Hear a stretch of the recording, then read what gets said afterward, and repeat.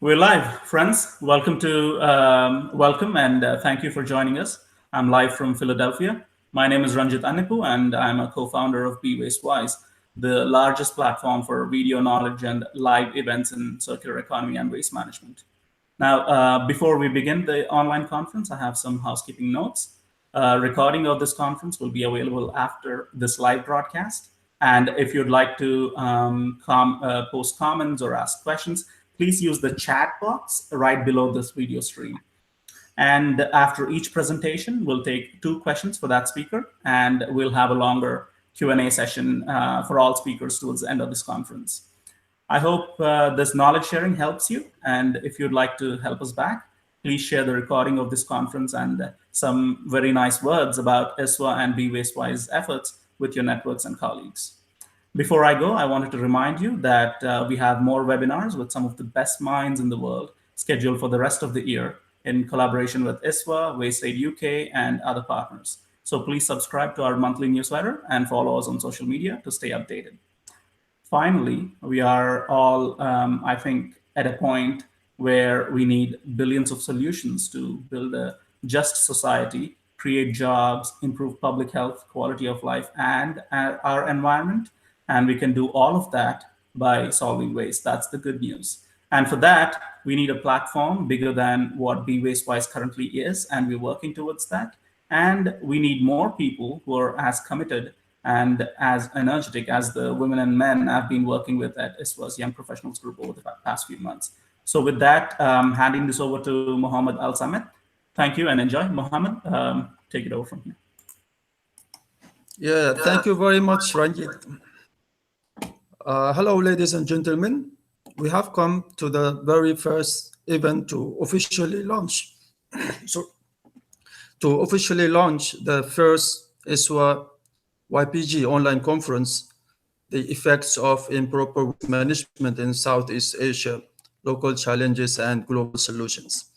And on behalf of the organizing committee, it is our great pleasure and honor to welcome all of you.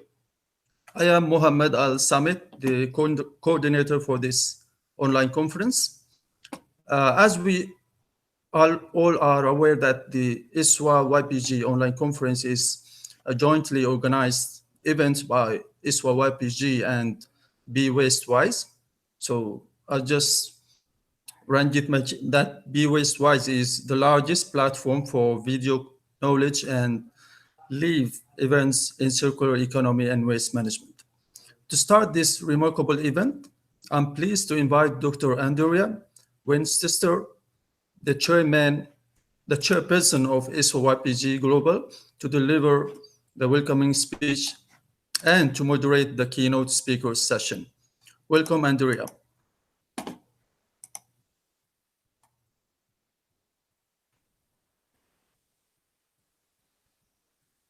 Hello, Andrea.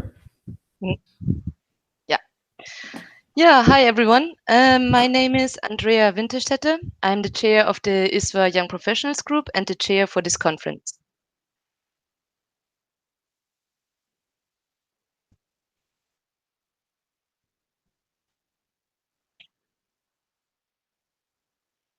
Do you hear the echo as well, or yes, is it only me? Go on, yeah. Okay. The sound is clear. Okay. So I'm currently based in Belgium, close to Antwerp, where I'm working as a postdoctoral researcher at VITO, the Flemish Institute for Technological Research, in the Sustainable Materials Unit within the policy team. I would like to welcome you to our first online conference on the effects of improper waste management in Southeast Asia, local challenges, global solutions. The beauty of the ISWA Young Professionals Group lies in its diversity and its openness. With more than 100 members from over 40 countries, we have very different professional and cultural backgrounds, but we are united by our common passion for more sustainable production, consumption, and disposal practice. Last year, we identified and mapped the world's biggest waste challenges, and we found that the most common waste challenge facing the world today relates to sanitary disposal of waste. So in many developing countries, the lack of basic infrastructure and open burning and open dumping of waste is prevalent, and it has severe impacts on human health and the environment. But only talking about these challenges is not enough. Therefore, we have launched our flagship project 2018 in spring this year, including the global campaign #WhatHappensToMyWaste. This campaign aims at raising awareness on the final destination of waste in different corners of the world. So we invite each and every one of you to actively participate, discuss in our global campaign on Facebook. The second important part of this flagship project is this online conference, Effects of Improper Waste Management in Southeast Asia, Local Challenges, Global Solutions. The idea was to give early stage researchers and young professionals from all around the globe the opportunity to present their research and to discuss with conference participants on how solutions that have worked in other parts of the world might be copied to tackle waste management challenges in Southeast Asia. And yeah, to be honest, I was not sure whether this concept would work, but thanks to a highly committed team, we made it happen. And I'm very proud of our team. So thank you for all your efforts, especially to you, Mohammed, to Rami, to Vish, Kat, Nina, and Frida. And an extra thank you goes to Ranjit and the Be Wastewise team for providing the infrastructure, recording the meeting, and helping with marketing. And thank you also to our two keynote speakers, Antonis and Imanol, as well as to all the young professionals who submitted abstracts, and most importantly, to those who are presenting today. So the three best speakers will be invited to present their work at the Young Professionals special session at the ISWA World Congress 2018 in Kuala Lumpur. And the criteria are first, novelty and scientific content, and B, original and creative style of presentation. The solutions of the world's biggest waste challenges are by no means simple. We urge decision makers to collaborate more closely on research and to share their experiences and solutions. Therefore, let's start the global waste dialogue today. And I wish us all a great conference and enjoy, and thank you very much.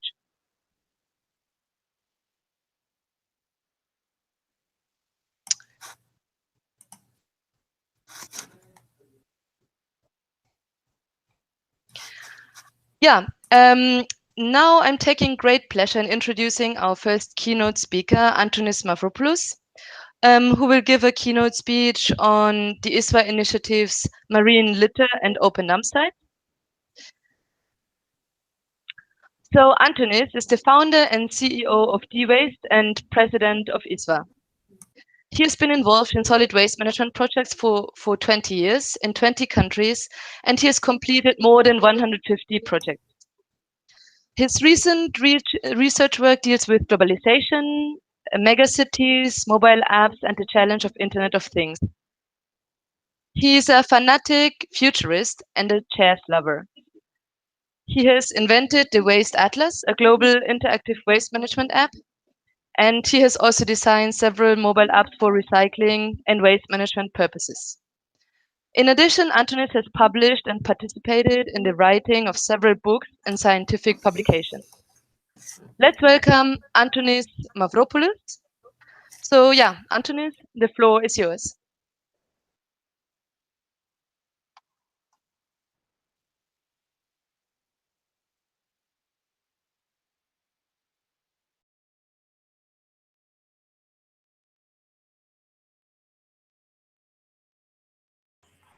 Hi, Antonis. Can you unmute yourself?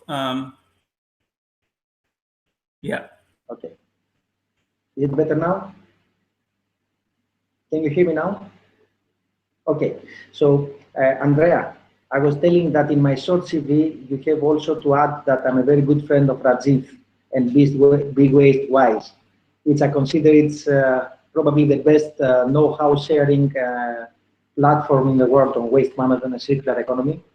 I want to really congratulate Big Waste Wise for this great effort, and I'm very happy that ISWA is working together with Big Waste Wise in this initiative. So, Okay, let me start by sharing my screen, because I have a presentation to show you, and I want you to go through that.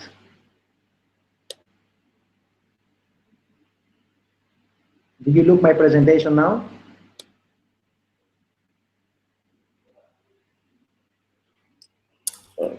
Antonis, no, we don't. Okay, just a minute. Can you, after loading the presentation, go to screen share on the top left? Is it okay now? No, we still don't see it. Okay. Go to I picked the screen share. Let me do it again. Okay, screen share.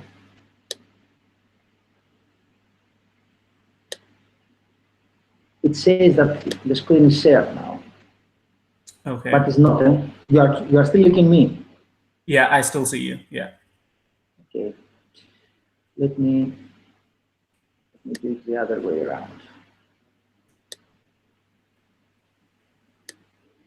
Okay. Start screen share. Oh, there. Yeah.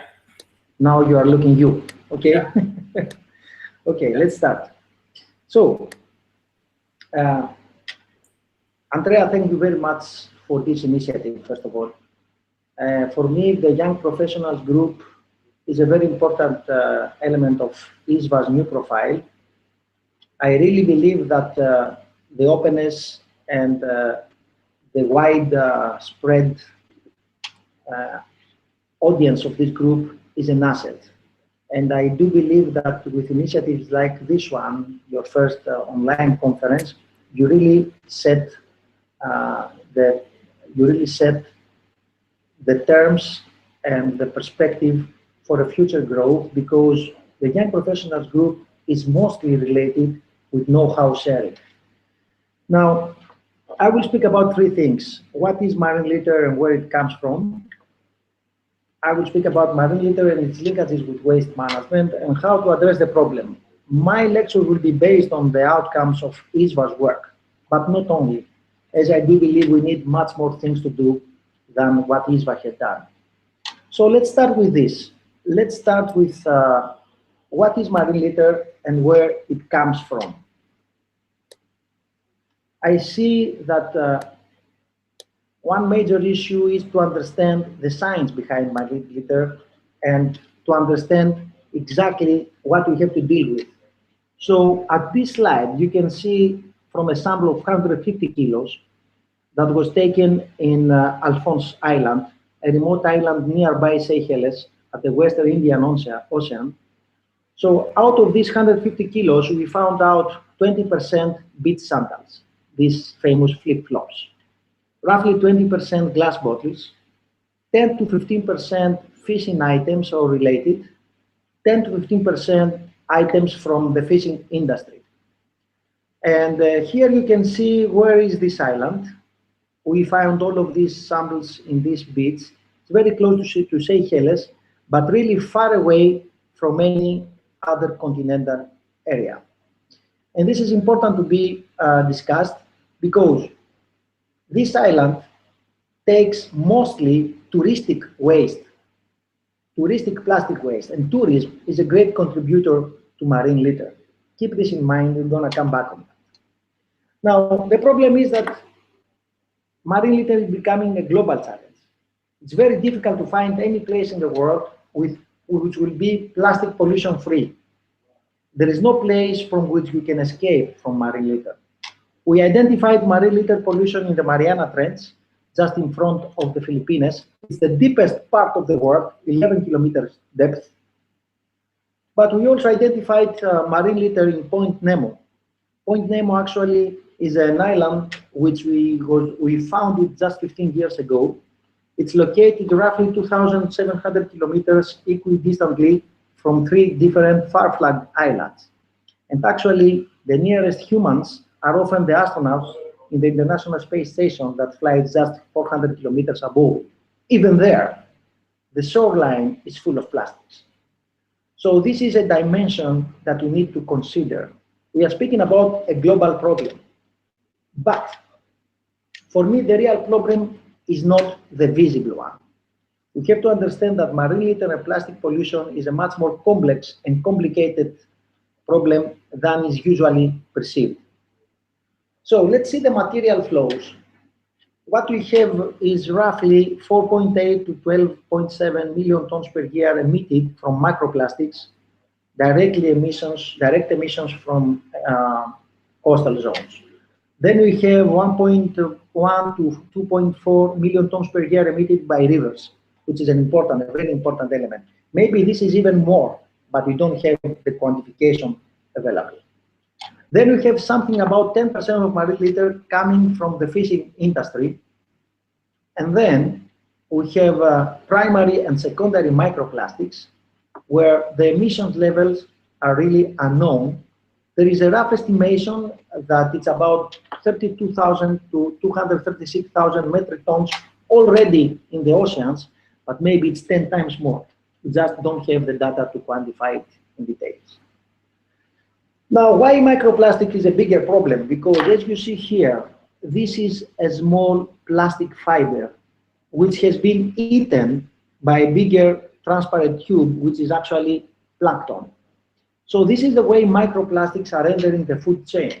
And you really don't know what will be the long-term impact of that, but for sure, it's not going to be for good. Microplastics are also available in commercial salts. Here you can see a recent publication with the microplastic content and the different materials found in several commercial salts. So, okay, plastic pollution is one thing. Microplastic entering in the food chain creates a long-term impact for which we are still uncertain, but we have no reason to believe that it's going to be secondary, or we have no reason to underestimate. So, where comes marine litter from? Well, this is a study that was made in the Baltic Sea in 2013. So we identified that 25% of the marine litter comes from touristic activities.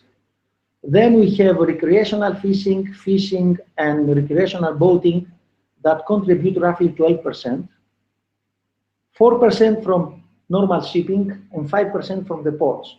And then we have something like 19% from waste collection, leakages, and households. What it means is that if we consider this a very representative, it means that if we go to Southeastern Asia, which is the largest waste generating continent, with the waste that has been increased from 0.3 to 1.8 billion tons between 2012 and 2025, it means that in Southeastern Asia, the problem is much bigger. Southeastern Asia is really the hotspot of the world in terms of marine litter. And it's not only because the waste management has not been evolved according to the waste generation. It's also because there are practices in places like the one you see here in Indonesia, where in some areas, dumping waterway concerns as much as 18% of the rural areas or 10% of the urban areas. And open burning and buried in ground and dumped in any other environmental media is a very usual practice. This is also a cultural problem, as we know very well in Malaysia, where people tend to throw away all the waste in the rivers. But it's not only the problems in waste management, it's also the problem related to the growth of tourism, the fishing industry. As I told you already, tourism is a very big contributor to marine litter, especially tourism in the coastal areas. So in Southeast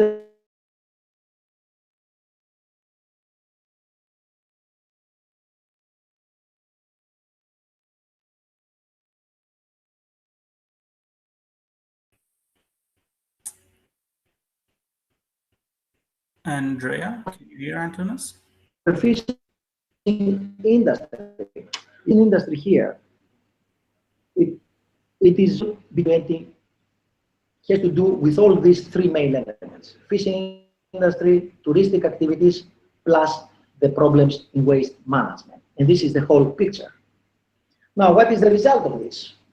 Well, the result is, according to specific studies that have been implemented, that in Indonesia, 28% of individual fishes and 55% of all fishes have found with anthropogenic debris inside them.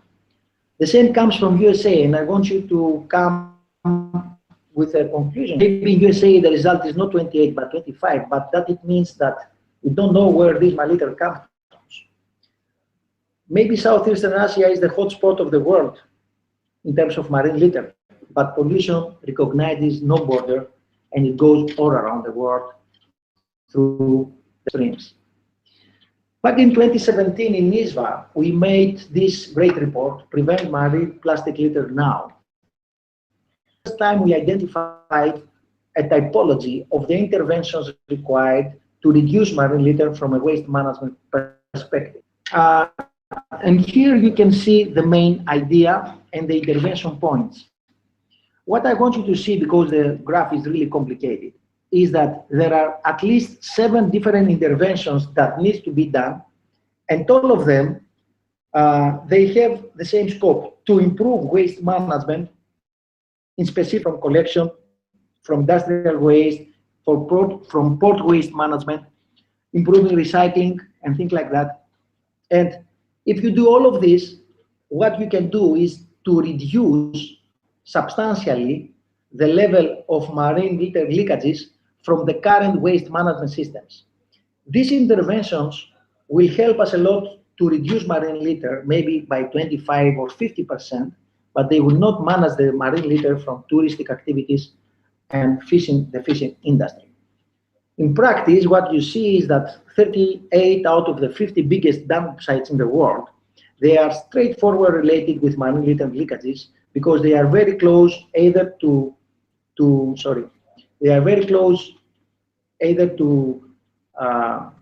rivers or the seashore. And this is a measure of the challenge of waste management related to marine litter. If we would be able to close these 38 dump sites, then definitely from these specific areas, we will have thousands of tons less marine litter leakages every year. Of course, we need more science because each country is different.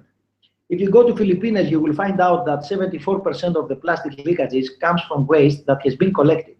So the leakages are coming after the collection because there is no infrastructure to manage the waste.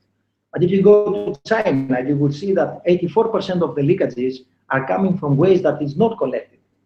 We need to make a specific analysis for each country, for each region, for each beach. As an example, this is the beach from Santos. This is the biggest port in Latin America. The biggest problem in Santos is the plastic pollution that goes inside the mangrovian vegetation, plus the microplastic accumulation in its great sandy beaches. We don't know where those microplastics are coming from, and we are looking for an opportunity to identify more with a lot of research. And I'm very happy to announce you that yesterday the municipality of Santos officially released the memorandum of understanding between this municipality and the port of Santos with ISWA that aims to not only the origins of marine litter pollution in the area of Santos, but also a proper plan to reduce it substantially within the next 10 years. Now, of course, its material is also different. When we talk about marine litter, we are talking about a plethora of materials. And this plethora of materials has different recycling behavior and characteristics. So you can see that we recycle something like 15% of PET, but just 3% and 3% of low-density polyethylene. That means that we have to start thinking about the loops of materials, material per material, and not that in general like plastics. And you have to think that, especially in South, is a very important role for the informal recyclers. What you see here is the average weight they can have dealing with different materials. Now, obviously, informal recyclers are less likely to collect low value and high bulk plastic waste. Instead, they prefer to collect high value and low bulk plastic waste. But that means that after the informal recyclers' interventions, waste stream, it's much more difficult to be utilized and be subject of extracting extra added value. And of course, this also goes very close to the discussion we have for a long time about the market captured value, which is another key element here is that the price of plastic recyclables is straightforward related with the oil price. So when the oil price goes up, recycling plastic becomes more profitable. But when it goes down, it becomes very vulnerable. And this is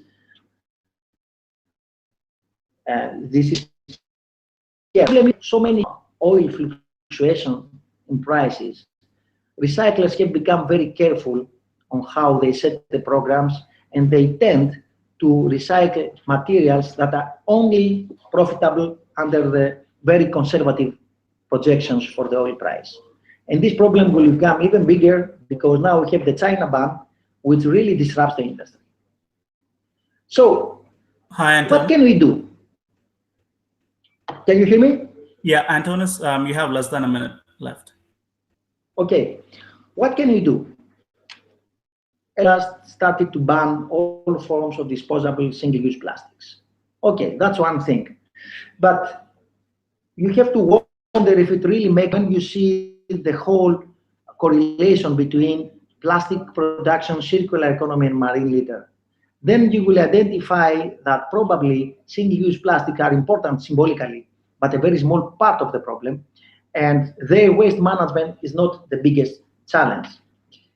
And some people, they have proposed the so-called marine litter hierarchy, which is like this.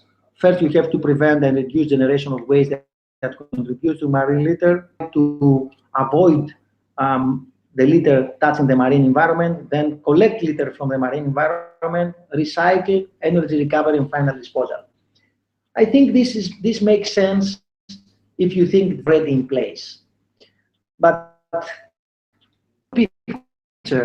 you will find out 70% of the marine litter goes at the sea bottom, 15% flows or floats, and the next 15% sooner or later is washed ashore.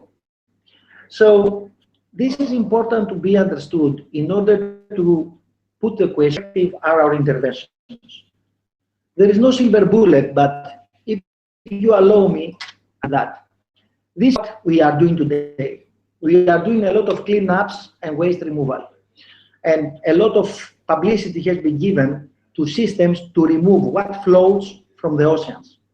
This is really helpful, but it's also problematic because it takes our attention away from the real problem, which is microplastics, and from the plastics that are in the bottom.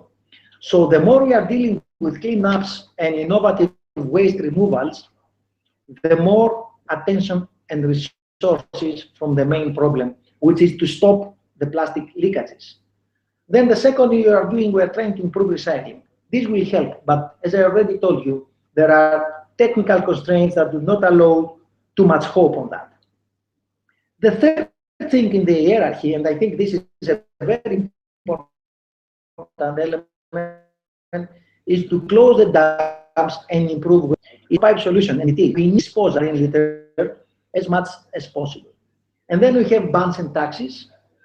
For them, we need to go beyond symbolism. We need to go on substance-based bans and taxes. And maybe we need to say that we consider hazardous waste. Finally, circular economy for plastic and consumption is the only way on the long term. But unfortunately, it's the things that we are discussing less today. So, how to finish? There is a planetary problem, but I'm afraid it's becoming a planetary limit. Here you see the three questions that is the methodology to identify if something is a planetary limit. So is the pollution irreversible or poorly reversible? I think it's very easy to answer yes. We will continue to pollute the oceans with plastic years more. We have just started to understand how important is this pollution and how irreversible it is. Question number 2, are the effects only detectable when the problem is planetary scale? Because we have just started less than 5 years to understand the planetary scale of the problem and the huge effect in our food chain. Now, we are not yet ready to answer the last question, if the disruptive effect of marine litter will be, how serious it will be ecosystem and processes. But the precautionary principle, good can we wait if we have microplastics in the food chain. So I want to finish by saying you that it's time to rethink, remake, and reboot all the issues about marine litter and plastic economy. We have to face the problem in its big picture, which is our economy, our industrial activities, and part of this is waste management. And we have to understand that there is no solution as long as we limit our discussions in the framework of waste management only. Waste management can resolve maybe 40 or 50% of the problem in some cases, but it's not able to resolve the whole. Marine litter comes from every part of our industrial activities.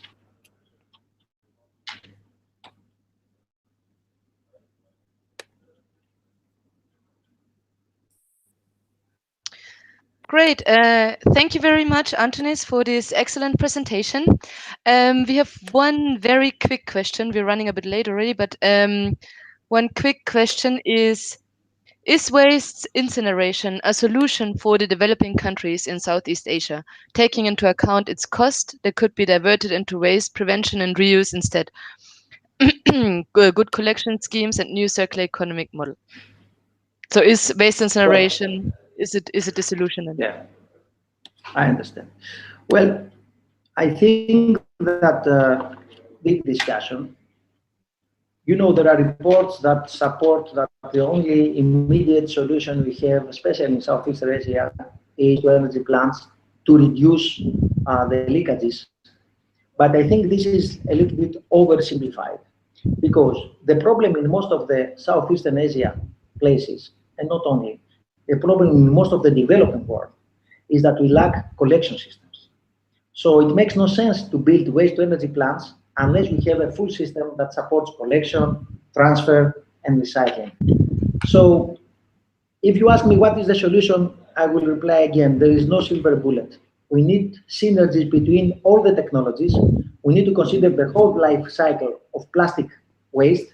And yes, if we do this in a systemic way, there will be cases where waste-to-energy is part of the solution. But as a standalone component, in countries with 20 and 30% collection rate, it's meaningless. Yeah, thank you. Yeah, thank you again, Antonis. And yeah, I would like to introduce you then our second keynote speaker for today's conference, Imanol Zabaleta, who will give a keynote speech on plastic recycling solutions. Imanol is a member of the ISWA Young Professionals Group. He got his bachelor's degree in agricultural engineering from the Public University of Navarre in Spain, 2011, and a master's of science in urban environmental management from Wageningen University in the Netherlands in 2013. Currently, he works at EAWAG in Switzerland with a major research focus on decision support tool for selecting organic waste treatment technologies. Also, he's focusing on regional metabolism of natural resources and resource extraction and the recovery from organic waste. Let's welcome Imanol Zabaleta. Imanol, the floor is yours, please. Imanol, can you unmute yourself? Thanks, Ranjit. So, can you hear me now? Is it fine? Good. So first words need to go to Be Waste Wise and Andrea and the YPG team for allowing me and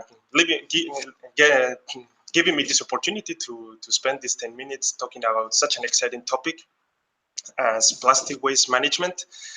And I prepare a short presentation of 10 minutes on the issue of how we can manage plastic. It has a lot to do with what Antonis just mentioned. So I will guide you through basically two main ideas that I would like you to take home after my talk. The first one is, now we are really focusing just on plastic management. And as Antonis said, one of the final problems that this is causing is marine litter, but we will really quickly look through the life cycle of plastic in order to understand where some of the interventions that we already heard in the previous presentation can be done.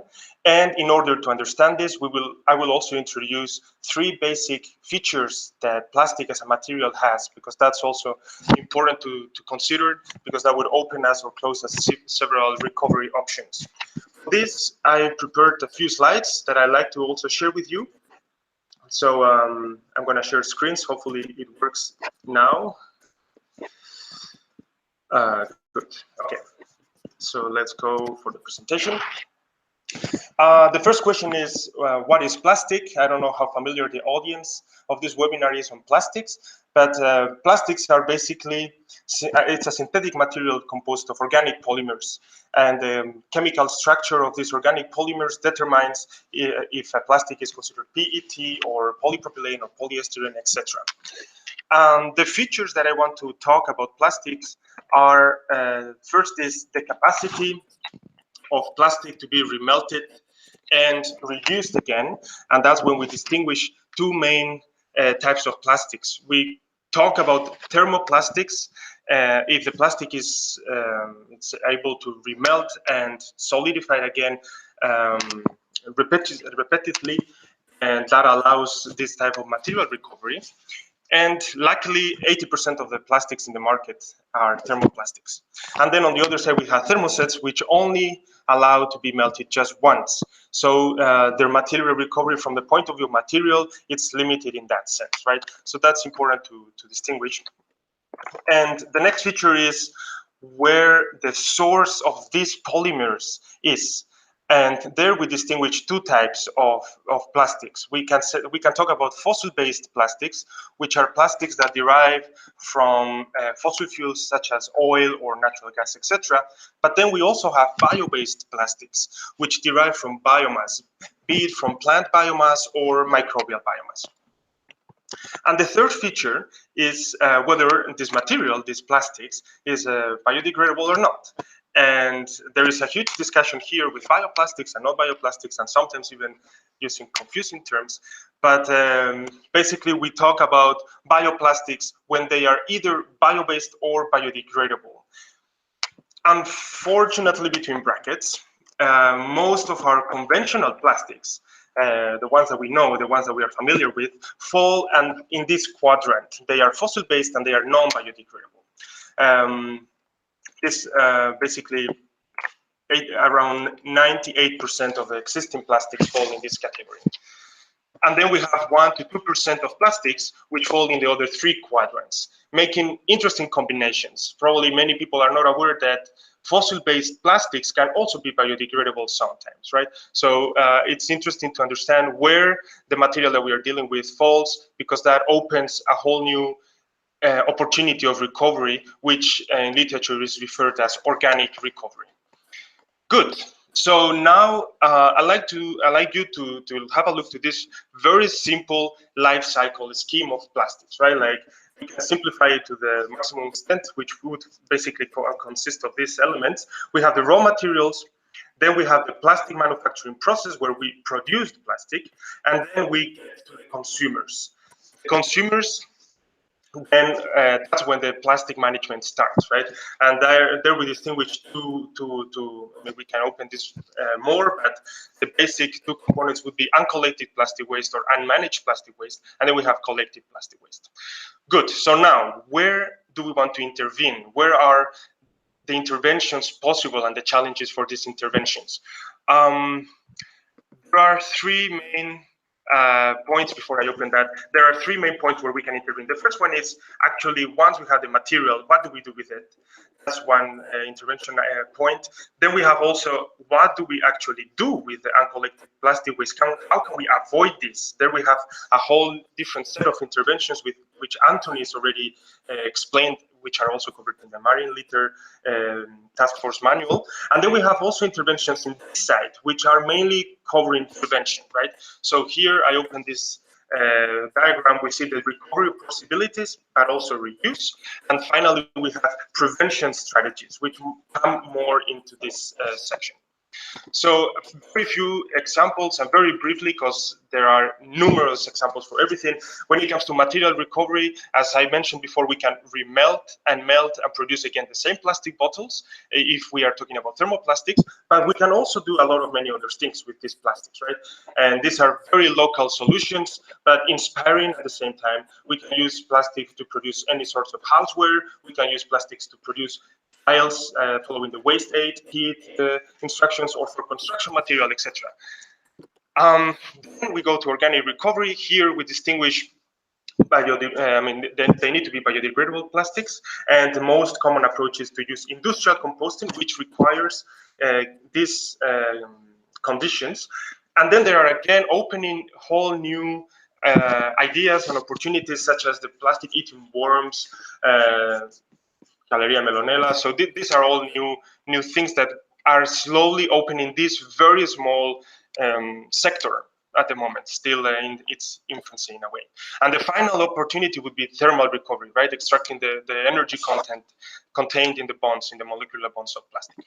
Good, that's all about plastic recovery. However, material recovery.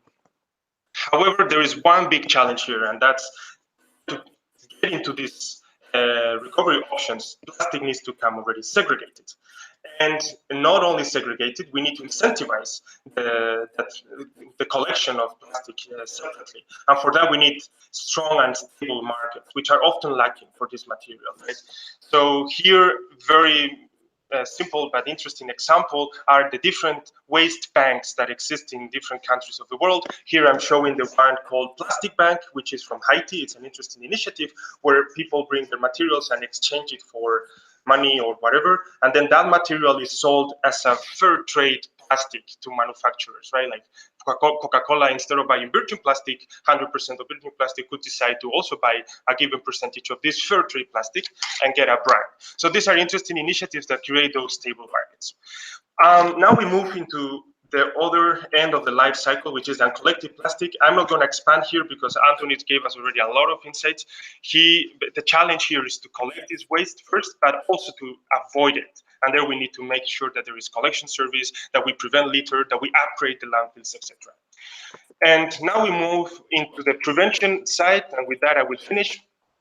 Here, two very simple interventions are obviously coming from legislation. Legislation can serve either to ban plastics or to disincentivize the use of plastics with taxes, for example, etc. Here, this map that is available in Wikipedia shows countries that have already banned in green the lightweight plastic bags, or in yellow those that have already implemented some sort of taxation to these plastic bags, or different other combinations, right? So this is moving and this is growing slowly. Then we go into the consumer behavior aspect, which is do we really need to consume all these single items, right? But that's really going into each personal taste. But again, we could contribute a lot through that. And finally, another huge exploring, and I mean, this opens a lot of possibilities for research, is to act here before actually we produce the plastics. Can we substitute that material by something else? And here there are a lot of interesting initiatives all throughout the world. I just want to mention one from Southeast Asia, which is the company Abani. But I mean, again, there are many. This Abani company is producing a lot of houseware materials based on completely biodegradable substitutes from plastic, right? So just as a feed for inspiration for anybody. So this is what I wanted to show you. I didn't have much time. I'm gonna now stop the sharing so you can see me again, hopefully. Well, doesn't matter. So this is my presentation. Basically, my message is it is a challenging thing. It's a global challenge, this plastic situation, but there is a lot of place for global solutions, for local solutions. And this is what I think the solutions are also going to come from. Thank you for listening.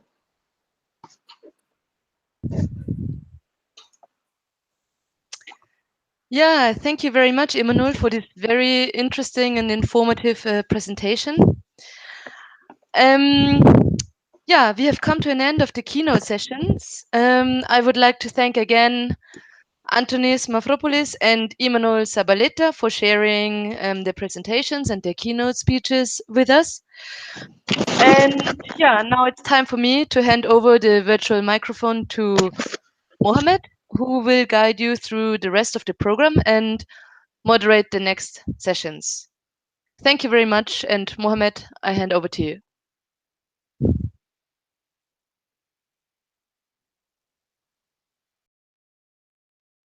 Mohammed, can you unmute yourself? Yeah, thank you, Andrea. Hello again, I'm Mohammed Al-Samit, and welcome again to today's online conference, Effects of Improper Waste Management in Southeast Asia, Local Challenges, Global Solutions. Before we start our conference sessions, we will have two main sessions, and each session will have 3 speakers. So after each presentation, we will take 2 questions for that speaker, and we will have a longer Q&A session at the end of each 3 presentations. So without further ado, I would like to welcome our first presenter from Malaysia, Mr. Rutra Ratnam, whose presentation title is Waste Management in Indonesia. Just a brief about Rutra. He is an environmental officer at the Sea Turtle Research Unit at University Malaysia Terengganu in Terengganu, Malaysia.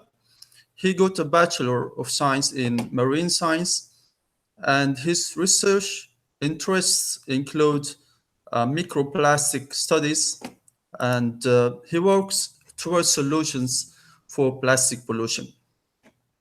Rutra, the floor is yours. Okay, thank you, Mr. Mohammed. My name is Rutra, and I'm from Malaysia, and I'm a graduated last year. So without further ado, we shall just move on to the presentation.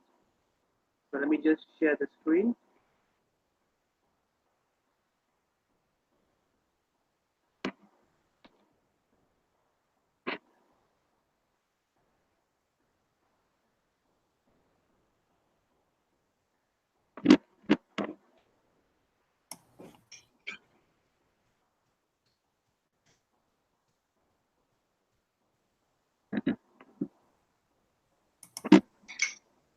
Hold on, Yep.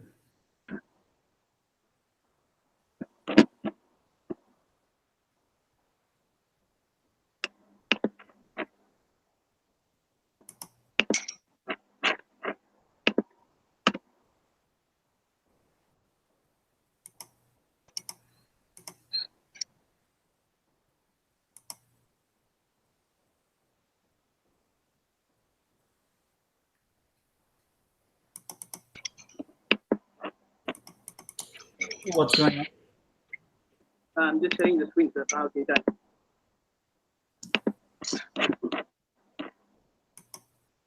Yeah. Can you all see? Yeah, we can see it now. You can, yeah, yes. Now it is, yeah. So can I start, sir? Yeah, you might start now. It's clear.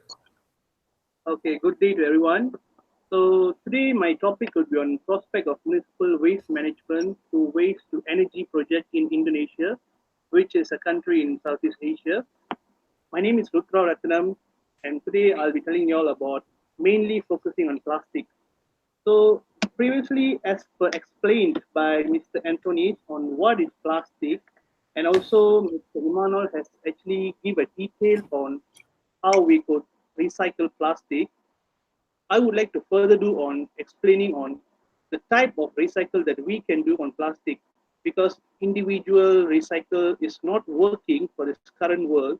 So apart from that, what can we do? So moving on, 60 to 90% of waste dumped into the ocean is made out of plastic. And this is a well-known data which is collected from a particular website. Secondly, what is microplastic and how is the chain of the microplastic? So let me just explain simply. First, let's see there are millions, or not so millions, billions of microplastic in the ocean, and it's eaten by small fish. The small fish is eaten by a squid, and the squid is eaten by a big fish, let's say like a grouper or a Asian barramundi, and finally the fish arrives in our plate, which is the cycle that comes around and around, which doesn't stop. To our concern, I believe that this cycle has been started hundreds of years ago without our consent. Intentionally or unintentionally, it is still going on till this very moment and will be going on in future. So this is where the microplastic ends up in a human organ. To make it much simpler, the final product is it'll be in the intestines or simply known as rectum. So waste to energy. What is waste to energy? So waste to energy is a specially designed energy generation facility that uses household waste as fuel and helps solve some of the society's big challenges. So let's say we have this pile of rubbish over here, which is burnt and it turns into these ashes. These ashes can be used to generate 13,000 kilowatt of energy. So these are the samples of waste to energy application which is applied all over the world. We have in Florida as well, and the world's biggest waste to energy plant, which is to be built in China. We will have company to let 13 microwatt landfills gas to energy projects in South Africa. Dubai has issued a tender, and we have an industry flag concerns about upcoming EU emission limits for incinerators, which I believe that the incinerator plays a very, very big major role to ease our life, because not everyone, not every individual is hardworking or even considerate enough to recycle their own waste. What are the current status of waste to energy technologies in Southeast Asia? Since this conference is focusing on that, so let's move into that. So currently the total size of solid waste management market in Asia is estimated to be nearly 150 billion in 2010, growing at a compound annual growth of 4% approximately over the period of 5 years. It's estimated that the solid waste management sector will need nearly 85 billion of investment. So out of this data, we know that investing in solid waste management could be a loss, I mean so-called loss for the policy makers, but I feel that they fail to understand the importance of it for the future generation. Collection and transfer involves 43%, mechanical and biological treatment involves 16%, waste to energy 23%, landfill and composing 12%. So these are the allocations made for these four particular sectors, which is, I feel that waste to energy needs more because collection and transfer is a norm for every country.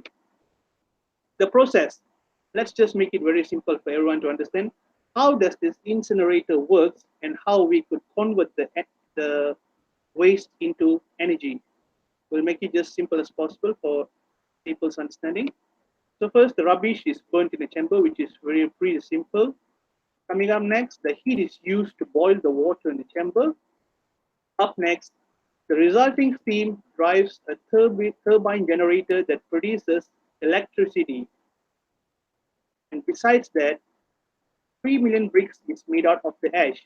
So previously, the steam that drives the turbine generator, first, it produces electricity. Secondly, the burnt ashes can be used to make bricks. Lastly, over 30 million liters of water will be recovered from the trash.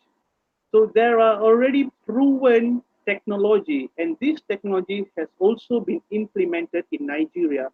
This technology is also currently being undergone in Indonesia in some parts as well. So this is the simplified version which I've explained. So what are the recommendations that we could do for the policymakers or to be simpler for the governments? First, promoting effective international technology cooperation.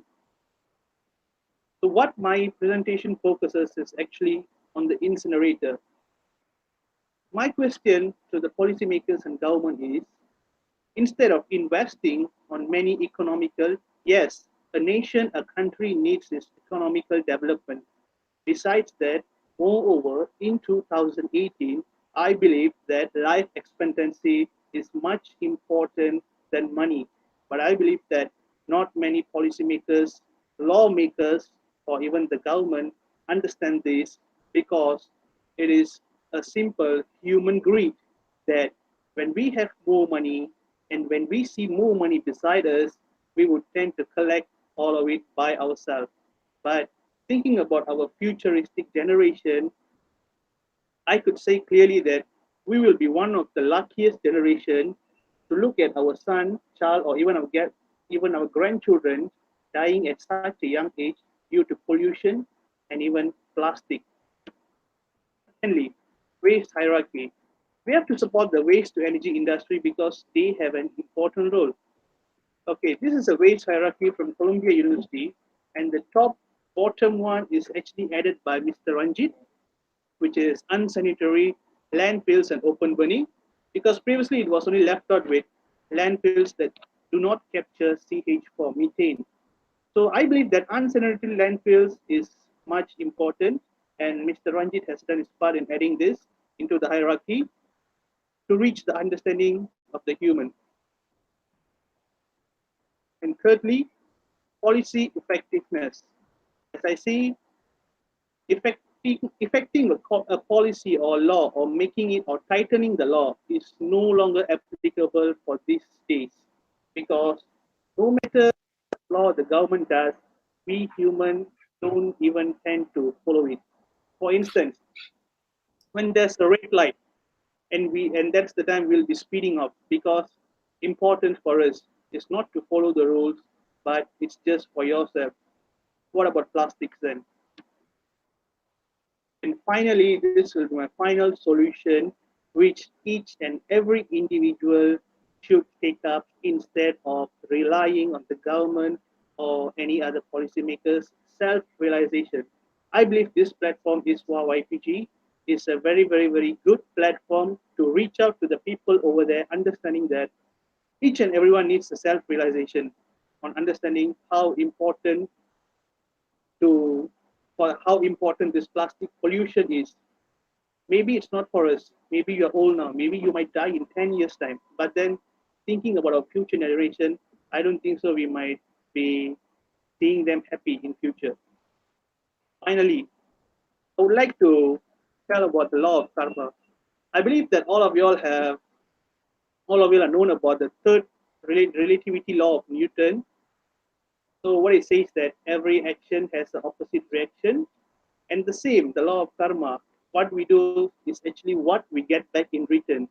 The plastic we throw in ocean is the same plastic that we get back on our table in the form of food, which we're actually having it every single day. And this is how it looks. This is the realistic of current generation. And we are aware about it, but we still tend to not care about it. Finally, these are the images of microplastics in a minor community of the marine organisms and zooplankton, fish larvae, and this is how the microplastic actually travels one by one to the part and finally reaches our table. And thank you.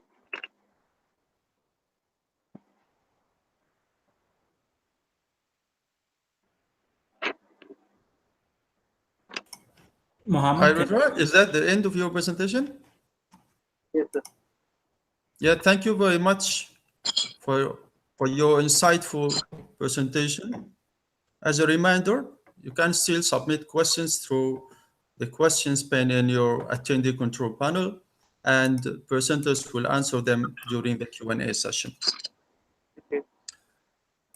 Ladies and gentlemen, now you will be listening to a presentation by Shiza Aslam from Pakistan, whose presentation title is Hand-Driven Energy Efficient Reactor for Biogas Production from Organic Solid Waste. Shiza is the co-founder of a youth-led organization in Pakistan, Don't Destroy, Don't Waste, Don't Destroy, aiming at helping spread awareness regarding the implications of human activities on the Earth's environment.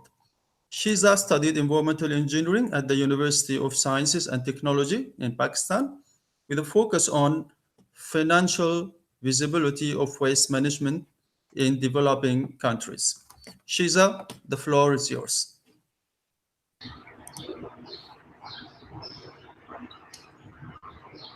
Thank you, Mohammed. Thank you, Mohammed, for calling me out, and ISWA and the VITO for providing me the opportunity. Before I go ahead, let me share my screen.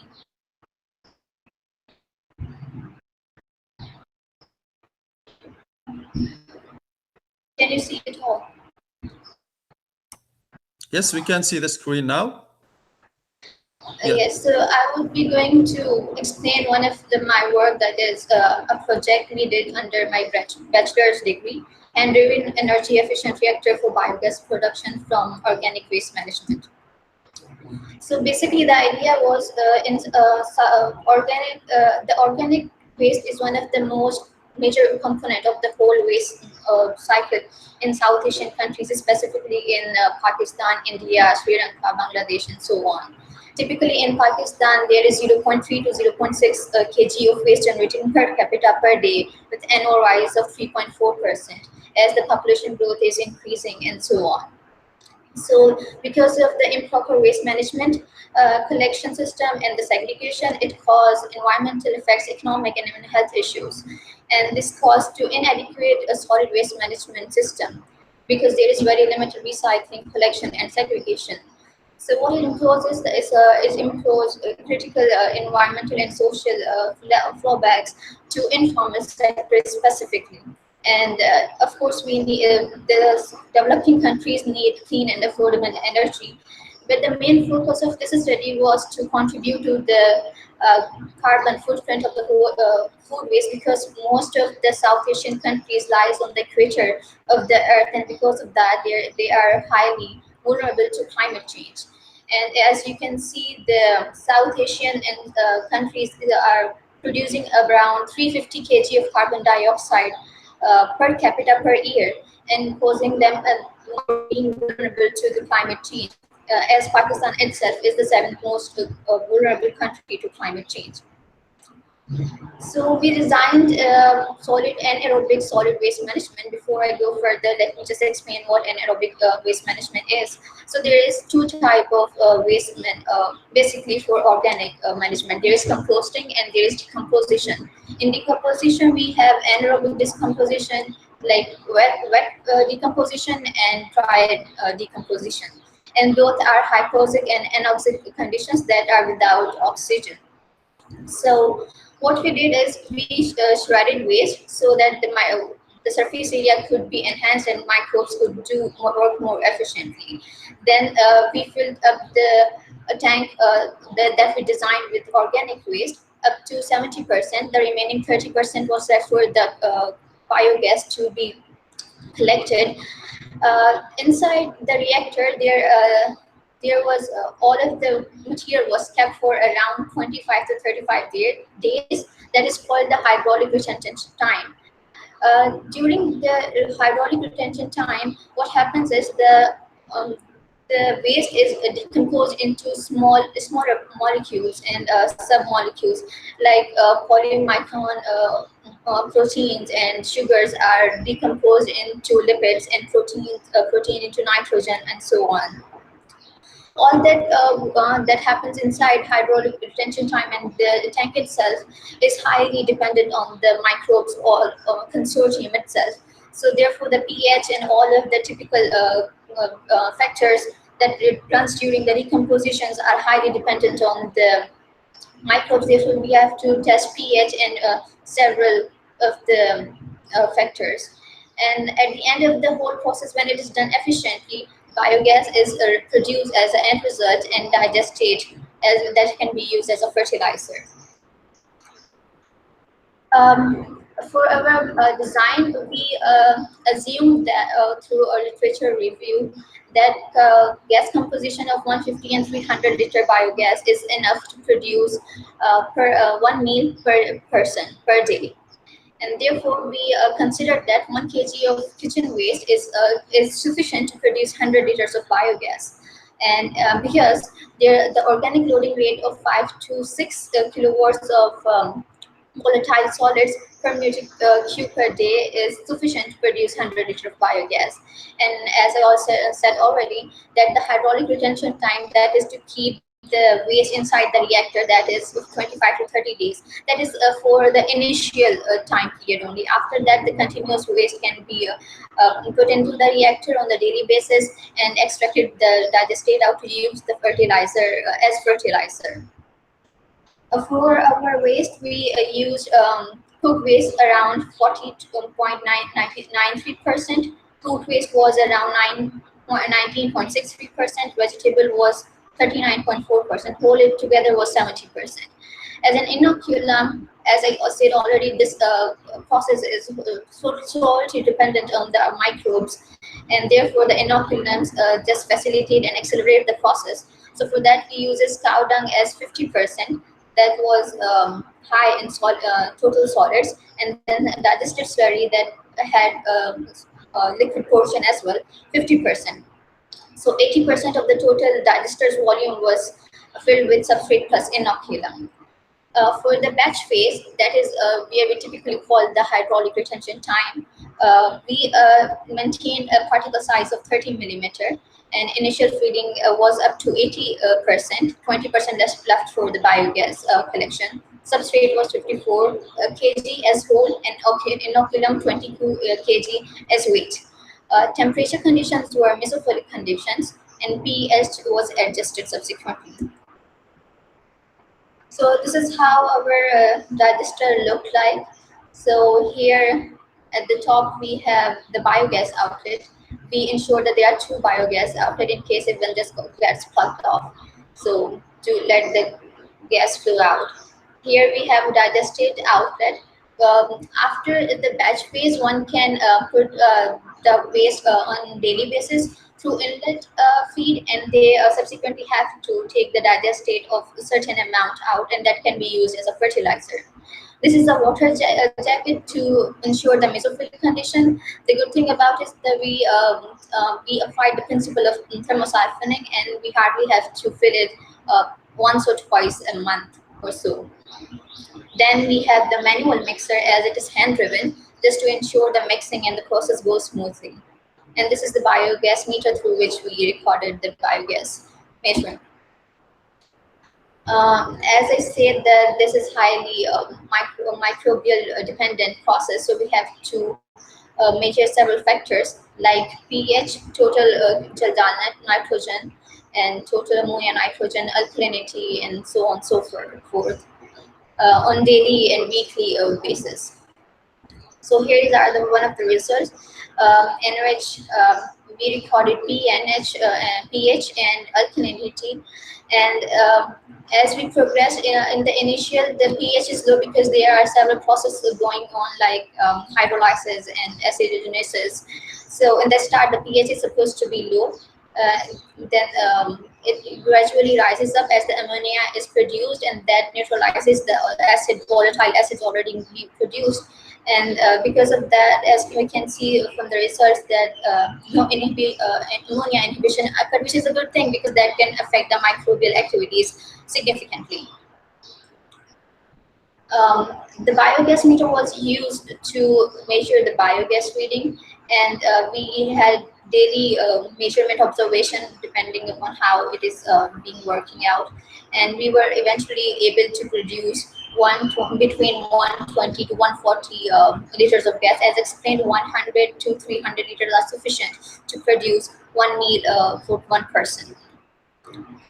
And all other criteria like BFA and alkalinity were in the range also, that indicated that the process went sufficiently and practically. In the conclusion, it is to be said that after all the 35 to 40 days of batch phase, we did a continuous phase, and throughout the process, it was observed that the successful startup of the reactor was achieved.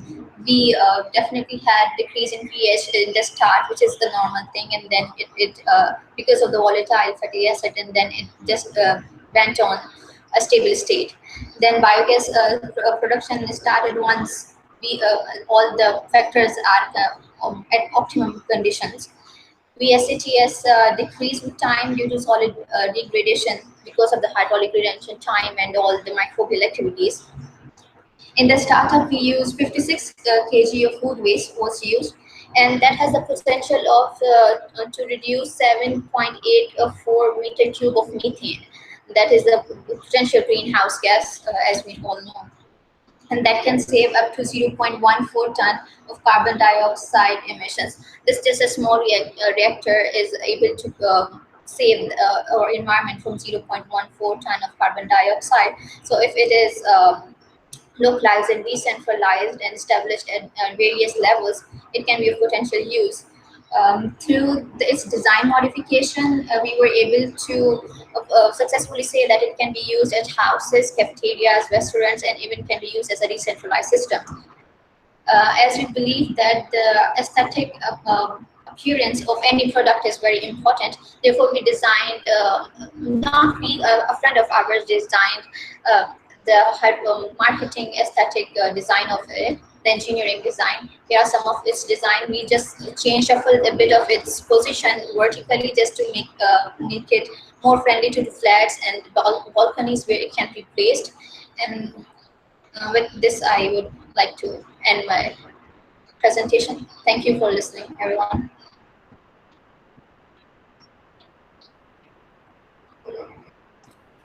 Thank you very much, Shiza, for your informative presentation. There are a question in the group chat. You might look at the question which was raised to you, but we will be you will be giving the answer to the question during the Q&A session after the third presentation. Sure. Thank you. Thank you very much. Sure. Now from Pakistan to India. Let's welcome our third presenter from India, Mr. Visvesh Subramanian from Bangalore, India, whose presentation title is India's first digitized door-to-door waste segregation and collection monitoring solution. Visvesh is an IT consultant by profession. He works with Infosys Limited as a quality management consultant for a pharmaceutical client. He is also a founder and CEO for Waste Samaritan that has successfully piloted India's first door-to-door monitoring solution. He is also a member of ISWA and YPG and a volunteer with Bangalore Eco Team. Visvesh, you may start your presentation.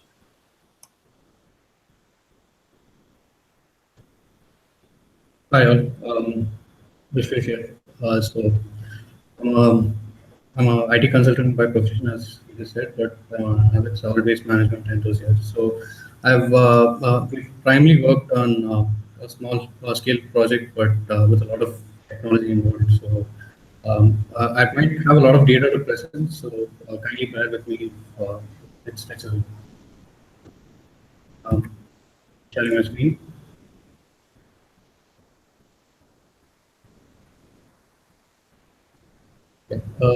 So I request the others to go on with this. Yeah, thank you. So this is a scenario in India. The first picture that you see here is of people not wearing helmets for their own safety. And what happens is that in Bangalore in India we have traffic cops who catch people on the spot in the act of not wearing helmet, and then they maybe say levy penalties, and that is seen a transformation of people from say just this to all of them wearing helmets, including the pillion riders. So moving ahead, so we thought, why not do this for waste? So Waste Samaritan, a startup, right? We piloted India's first digitized door-to-door waste segregation and collection monitoring solution last year. So firstly, just a quick brief about Waste Samaritan. It was born at the Reimagine Waste Hackathon. Gayatri Ananal here, she is from Waste Impact, who organized this whole event. And SVP India actually funded this pilot project that we conducted last year. So here are some of the problem statements that we're trying to address. So there's something called the 2-bin 1-bag system that has been mandated by the government here, but however there's still lack of proper segregation. So you're supposed to segregate into organics, your rejects, and then the recyclables. So that's the color coding. And the collectors, the waste collectors here always complain that there's lack of segregation, and hence they are not able to collect in a segregated fashion. They're not able to streamline the collection process into different categories. And then there's also this illegal dumping of waste at what we call as black spots. They're just illegal garbage dumps where people bring over their waste in plastic bags and just dump them. And these when cleared, get into the landfill, and we're also running out of landfill space in Bangalore. So what we're dealing with is effectively, are these cases like that is ineffective segregation. There is no waste collector feedback system, and there are huge quantities and barely any resource recovery. And the other challenge is that data is not digitized or authentic. At least what I'm given to understand from the Indian scenario, data is not from source. So how do we, ensure its authenticity? So why not digitize it was the idea. So this is our solution in itself. So door-to-door collection and monitoring solution. I'll quickly explain this slide and then show you a video on how we do it. So our solution includes a WS Collector app, a mobile application, a WS Citizen app for the citizens, and a dashboard. So this is just the IT and the tech around it. And what happens is when we have door-to-door collection in place in India, and when the vehicle arrives, the Citizen app receives a notification on where that the collector is nearby, and each household is tagged with a QR code, right? And the waste collector who's equipped with a smartphone, he's a tech-savvy waste collector here, and he superficially examines the waste that is given out by this household, and he rates it on a scale of 5 as per the 2-bin 1-bag guidelines, and also captures a photographic evidence. So this data then moves on to our backend cloud database. It's also relayed back to the citizen on his app, for approval or disapproval on what the ratings are. So it's effectively a two-way feedback system that's happening here. And then this can also be used by the Resident Welfare Association, that is a local volunteer groups who would like to, sort of educate and, bring about awareness in their community based on who's segregating and not. And municipality can use this data to sort of levy penalties. So I think this data is going to be useful primarily for them, ideally. And so I'm just quickly showing you a video of how the collection process happens, and also a screen share from the apps. So the middle is the collection process. On the left, you have the Waste Samaritan collector app. On the right side, you see the Citizen app. So here goes. So this is the vehicle arriving.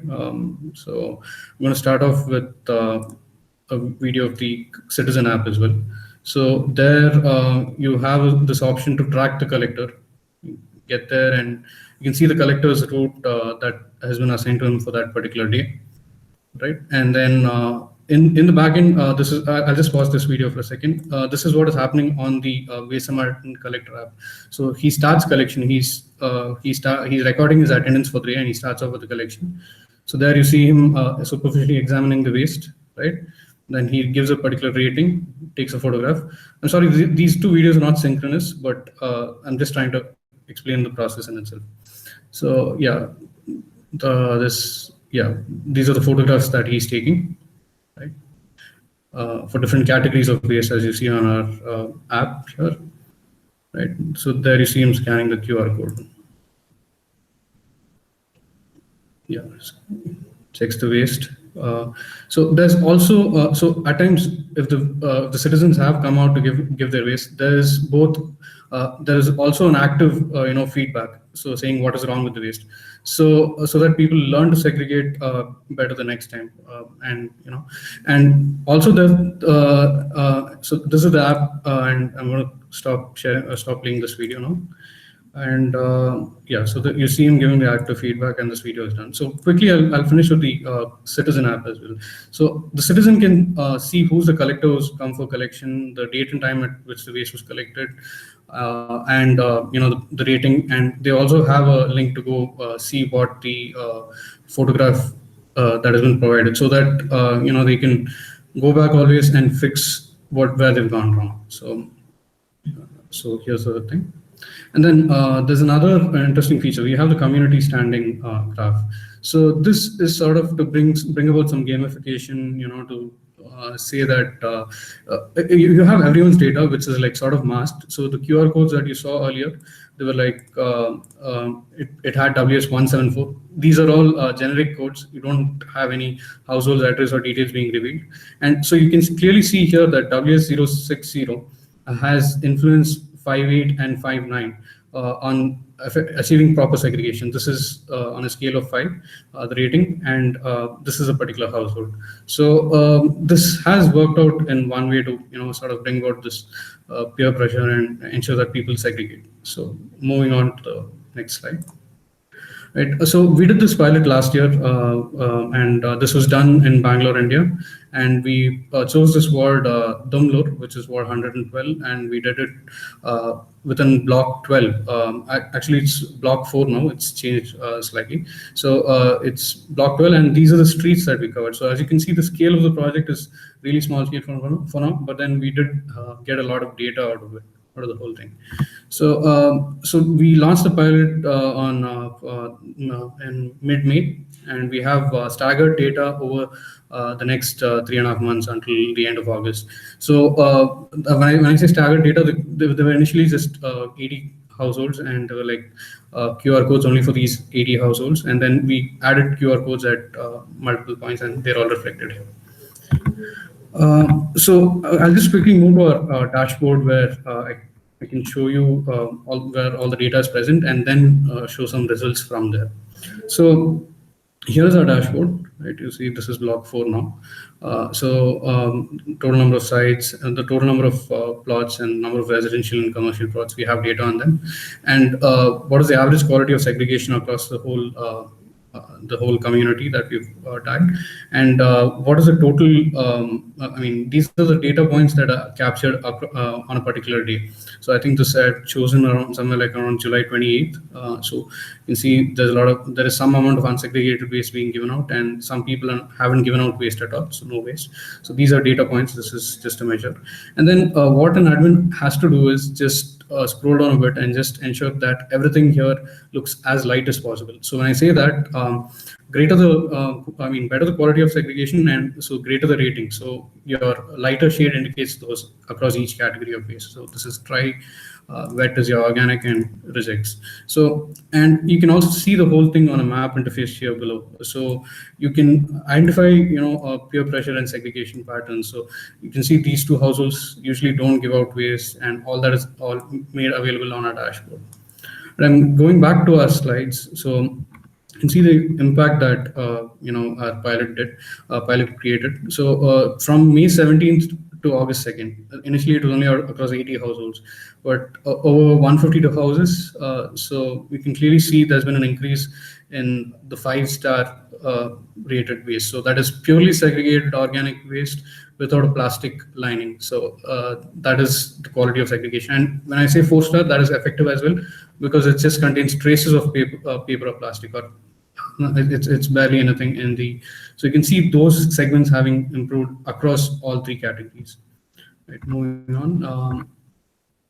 So you can see that people actually learned to segregate perfectly over a period of time, and that wasn't too long. In fact, it was just around 9 to 10 days. So you can see on day 1 they just handed out their waste in a plastic cover, right? So that is illegal as per Bangalore rules. And then day 2 it was still the same. Day 3 they thought we were monitoring them, and then they were a bit scared, so they just kept 2 bags so that they wanted to show that they are segregating. But then finally, for the organic waste on day 6, a bin actually appears, a small bin, but there's still a plastic lining. And on day 7 there's still a plastic lining, but day 9 is like perfect. So post day 9, it's been like near perfect segregation across this household. And we have multiple data points. We have like tons of images actually to prove that people have learned to segregate and also effectively manage their waste. Right. So this is proven one bag logo, and this has been achieved. So this is another case where, so actually we in India at times have these multiple dwelling units. So just within one property, you have multiple portions where people, multiple families live. So case where, there are three families at least, and they've given out really good quality waste across the whole during the whole pilot, and that's there's data to suffice that. So yeah, and I have photographic. We have the photographic evidence as well coming up next. So you can see all three bins. The owner ensured that all tenants segregated organic waste without using a plastic lining as per the local municipality rules here. The wet waste, the recyclables, they've been handed over separately as well. And yeah, we can just quickly drill down on the data as well, because what you see is initially in the first few days, there were a lot of people who were giving out unsegregated waste, and that dwindled and reduced to like barely anything towards the end of the pilot. And those people who weren't being monitored started being monitored and started getting monitored, and then you have all their data points coming across from here. So you can see the change here. The black indicates unsegregated waste. The yellow is no waste given out. And I think the organic can dry up here. So I think that's clear. So we can also quickly see the same data on a map interface. So this is May 17th versus August 2nd. So we can quickly see the number of yellow and the black spots that are, it's for quick visual comparison. Moving on, we also, Mr. Rizvish, do you hear me? Can you just wrap up faster, please, because we are running out of time. Yeah, sure. Yep. Thanks. Another 3 minutes. Yeah. Thanks. 2 minutes. Yeah. There's this one case where there's the households do not actually hand over waste at all.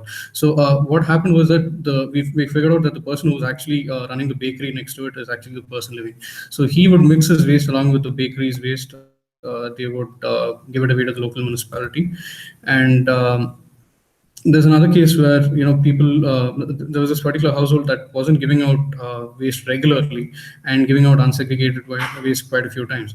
So there was a vacant plot right outside their house, right in front of their house. So it used to be that we used to find garbage bags strewn around on the site, and this could be possibly one of the sources of these black spot generation. And data supporting the same. And then we've also been able to streamline the whole collection process. We've been able to streamline the recyclables waste collection for just Saturdays and Wednesdays. So we have that data. And then the collector also needs to perform his duties with diligence, because he's being tracked and monitored entirely. So the time and date at which he's reporting at a particular household and his location logs, everything is being tracked. So this is the impact and outcome in summary. Basically, the door-to-door monitoring ensure that households gave out the waste firstly to authorized collection teams, and also in a segregated manner.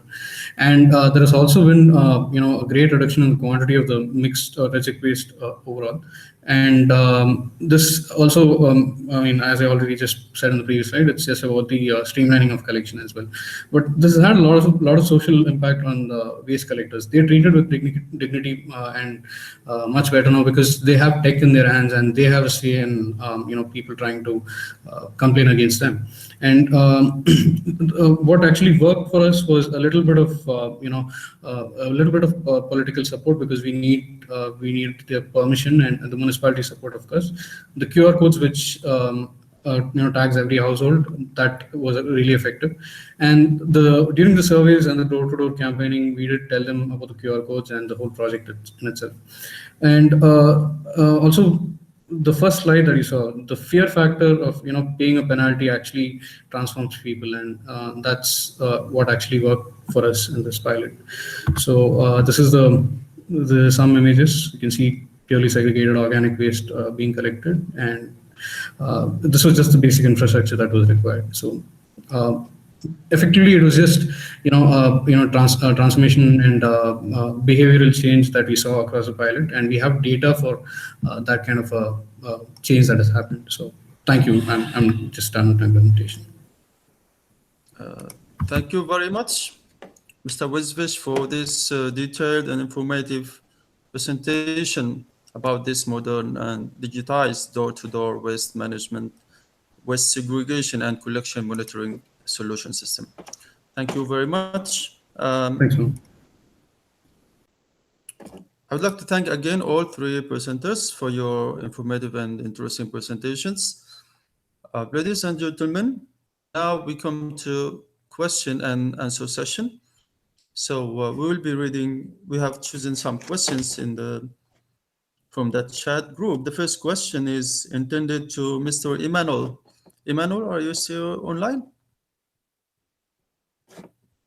I am here. Yes. Yeah. Just I would like to repeat the question, which is directed to you. The question says, how can information and education contribute to change physical aspects of waste management systems in developing countries, such as dump site closure, and who should we target, and to give some insights on how? So because they said we usually see many efforts on reduction of waste by end users, but the overall waste system does not totally support the effort, with the unsustainable processes still prevalent along the life cycle of the products. Mm-hmm. Thank you for the question. It's a great question. And my answer would be that information and education is required definitely at all levels in order to have an impact on solid waste management. So the key question is actually, who are we educating, as the person who wrote that question also asks, and why? Because that is going to tell us where we can expect an impact. So let's say we educate end users, right, like average citizens. So their impact will be basically twofold. First, they have an impact of which products they choose, because what they purchase, because in the end they will ultimately become waste. So that's where we can have an impact through education. And then we could include other criteria that they could consider when they do shopping. For example, recyclability of the packaging that of the product they are buying, right? And then the second side of where they can have an impact would be, what do they do with their waste? But the question that she's asking about the dump sites goes into a different level. Then we are talking about educating or informing more authorities or decision makers. So if they are receptive and willing to learn, because I mean, not in every country this is the case, this will have an impact on the overall strategy of the solid waste management of this city, right? And then in the case of the dump site, if this is not closed, then the authority, with all the information and with all the knowledge on waste management, should ask, okay, why are we not closing this? Is it because this is really the only possibility that we have to dispose our landfill, our municipal waste? Is the dump site already full? Is it badly managed? Can we actually improve it? Is there an alternative to this dump site? So then all these questions, you are able to ask all these questions once you have the knowledge. Without it, you won't think. That's why education is important. So then educating authorities will then be able to ask these questions and find alternatives, which could be, okay, let's first optimize our financial situation regarding solid waste management so that we have a bit of margin to invest in upgrading this dump site. Or maybe then they are able to find a completely different alternative, implementing source separation, etc.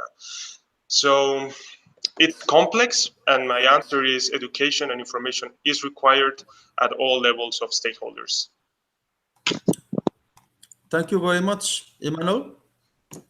Now the second question is to Shiza. Shiza, are you online? Yes, I am. Yeah, the question says, have you included source segregation and selective collection into your project of treatment of organic waste, or it was mainly focused on the technical design of the biogas plant? So I guess I didn't mention in my presentation. Yes, we did include source segregation and selective collection. We did inform and aware the staff and the cafeteria managers and the hostel managers. But I wouldn't say that we didn't have to segregate manually, because we did found grocery bags and stuff we didn't want it in our the waste. But yes, we did try to have source segregation and selective collection for our project. Thank you very much. The third question is to Mr. Wisvish. They're just asking about how can they access the application, and whether you have considered using it for e-waste. How does this application work with large population? Could you just briefly answer this question in less than a minute, because we have to go for the break? Thank you very much. Sure, Mohammed. Thanks for the question. We do plan to, sort of scale this up to any other required, category of waste. This is just basically telematics and monitoring a system. So you have data on data for the movement of material, men and material. This should be scalable, and right now the app isn't accessible on Play Store. The Waste Samaritan Citizen app is accessible on Play Store, but not yet the Collector app. I think our contact details are going to be shared after this call, so I think you can just reach out to us if you're interested, and we shall be more than glad to share more details. Thank you very much. Thank you. Yeah. Ladies and gentlemen, we have come to the end of the first session. I would like to thank again Rutra from Malaysia, Shiza from Pakistan, and Wisvesh from India for sharing their informative and interesting presentations with us. And I would like also to extend our thanks to the audience who asked questions and made our Q&A session interactive. And now we will be having, since we are running of time, we will just have a 2 minutes break, and we will come back to continue the second session with another 3 presenters. So I will see you in 2 minutes. Thank you very much.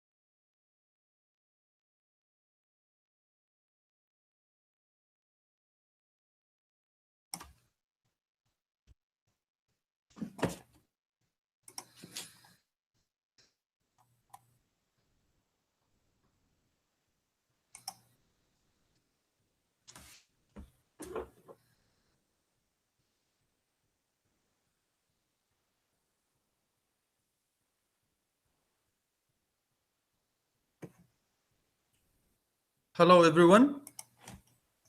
This is Mohammed Al Samit again, and welcome to the second session of today's online conference, Effects of Improper Waste Management in Southeast Asia, Local Challenges and Global Solutions. Without further ado, I would like to welcome our fourth presenter, Klara Vondrakova from Czech Republic, whose presentation title is Biofilter as an Optimization of Landfill Gas Treatment. Klara is a co-founder of the company Furalab Limited in Prague, Czech Republic, and her research interests including landfills, circular economy, and waste legislation. She got her Bachelor of Engineering from Faculty of Civil Engineering from Czech Technical University in Prague in 2009. And currently, she is a researcher at the University of Chemistry and Technology in Prague, University of Chemistry and Technology, Prague, Faculty of Environmental Technology. Klara, the floor is yours. Hello, everybody. Thank you for a nice welcome and the introduction of me, so I don't need to introduce Smu anymore. And my presentation will be about the landfill gas treatment. So let's start. It's here. And I hope that everybody can see it. As well, you already said the title. It's called Biofilter as an Optimization of a Landfill Gas Treatment. Klara? Yeah? Have you shared the screen with us? Because we can't see the screen yet. Okay, sorry. Yeah. That's okay. I try to do. Yeah, share. Yeah, it should be now. Is it? Yes. Yeah. Perfect. Yeah. Sorry. Thank you that you stopped me now. Yes. Yeah. So let's go. First, about the landfilling, because still the landfilling is the most common way of the waste treatment and management, but it's at the bottom of the waste hierarchy, as we have heard today. So if a landfill must exist, it needs to be optimized and monitored. And in that case, we call it a sanitary landfill. And we look at three parameters, which are a leachate, a landfill gas that I will speak about, and a settlement. So a landfill, sanitary landfill, should have a proper gas and water system. I'm from the Czech Republic, as you have heard, and you can see where I'm from at the bottom of the screen. Here it's a Czech Republic.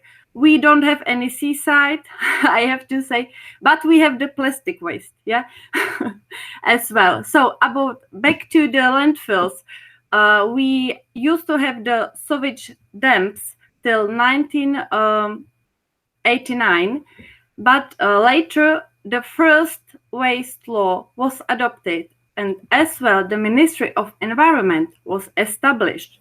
So nowadays we can say that we have about 30 years of experience with sanitary landfilling.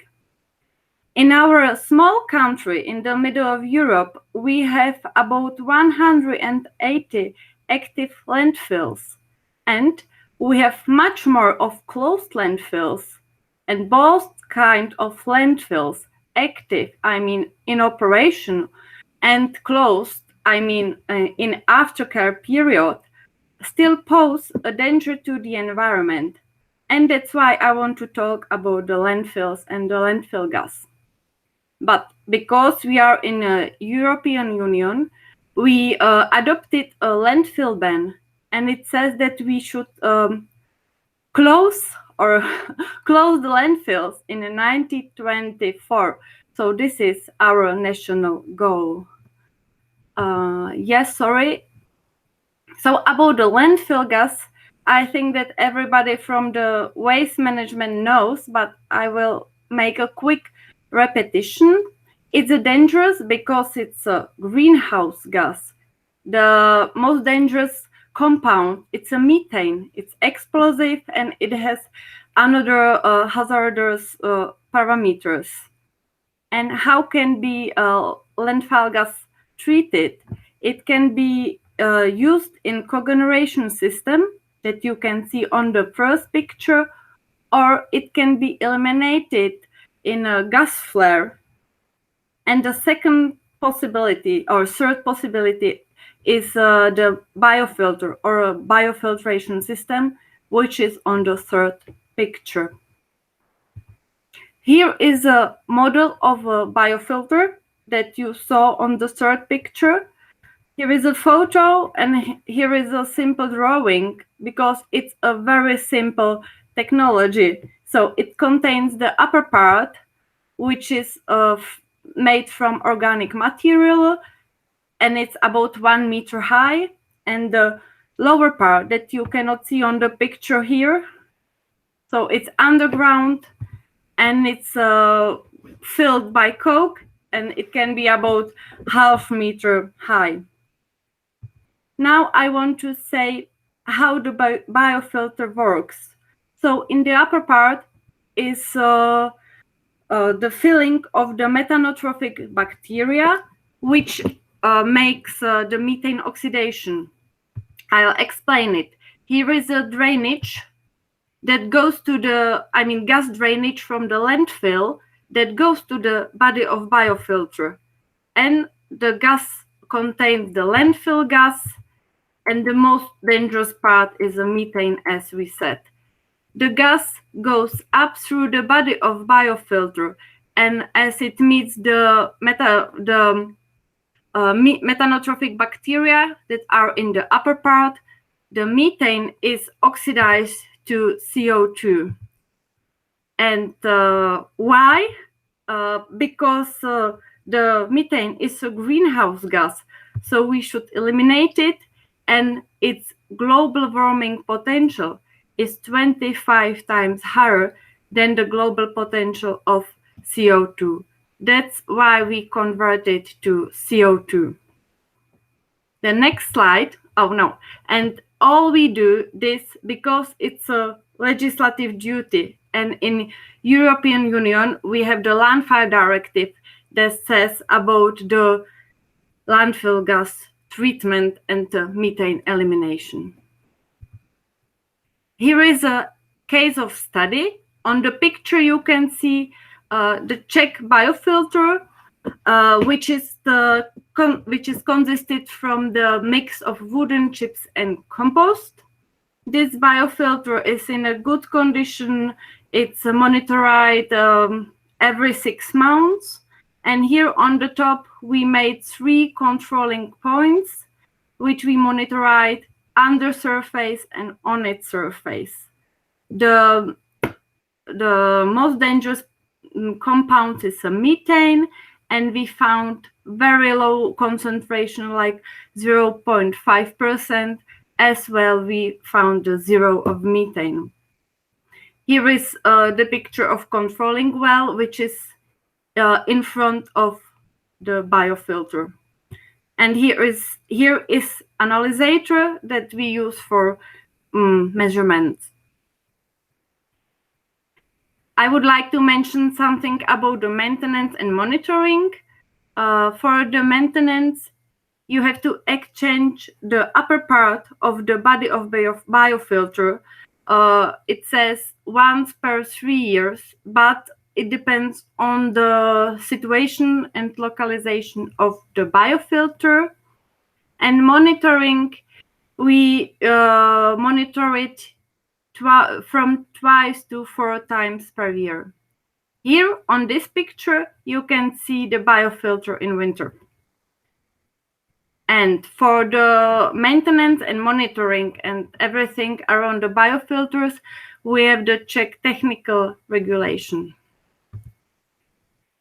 And I mention biofilters because I would like to recommend it for the Southeast Asia and especially for Malaysia, because you should improve the gas management system on landfills, not only the drainage and wells, but as well the end of the gas treatment, which first can be the use of energy, like energy source in cogeneration systems. It's in the case of active landfills, and for the closed landfills, the landfill gas should be eliminated. When it's eliminated without energy use, the biofilter is a good optimization. It's better than a flare because the gas flare, it's more dangerous, and as well it has some emissions to the atmosphere.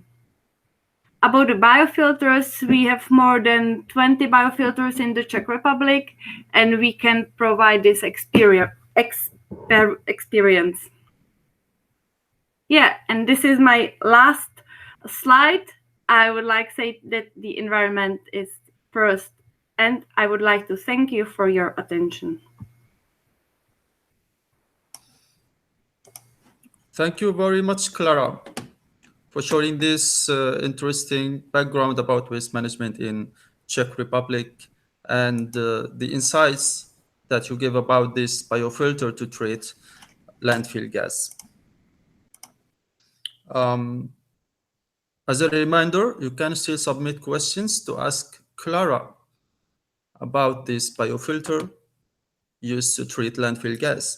And we will be back to answer those questions during the Q&A session for this second session of the conference.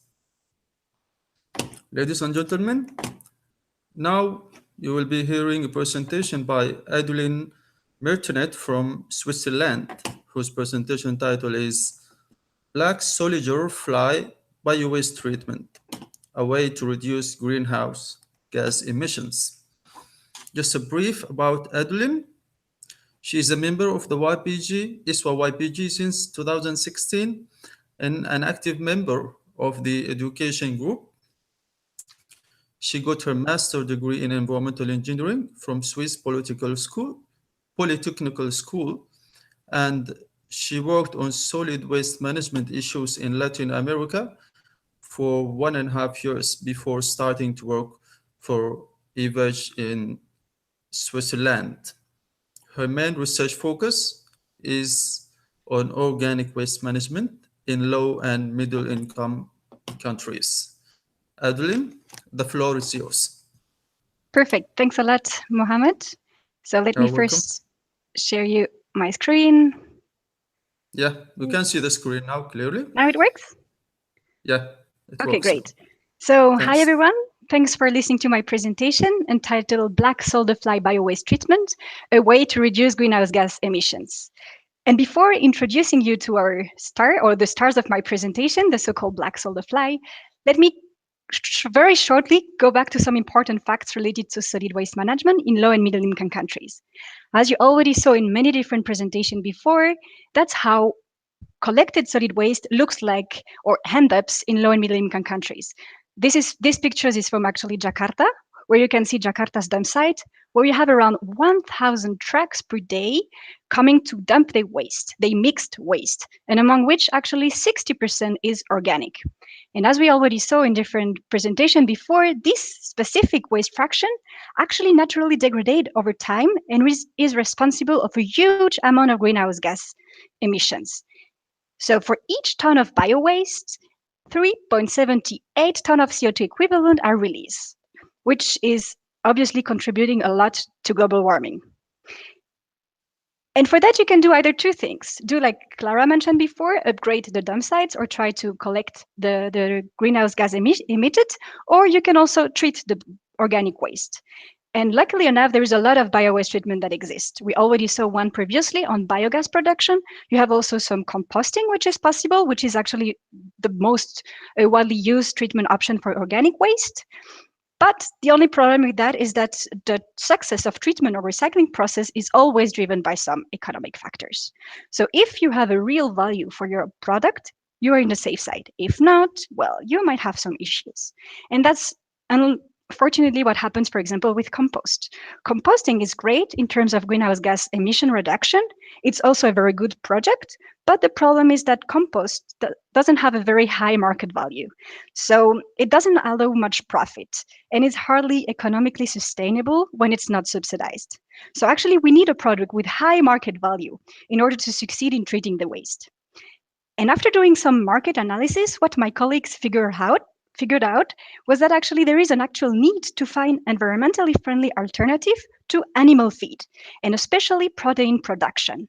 So that's when the question about producing protein from waste come up. So now let me show you why producing protein from bio-waste does make sense. This is an example from the conventional animal feed production. So historically, fish meal animal feed production was relying heavily on fish meal from fisheries.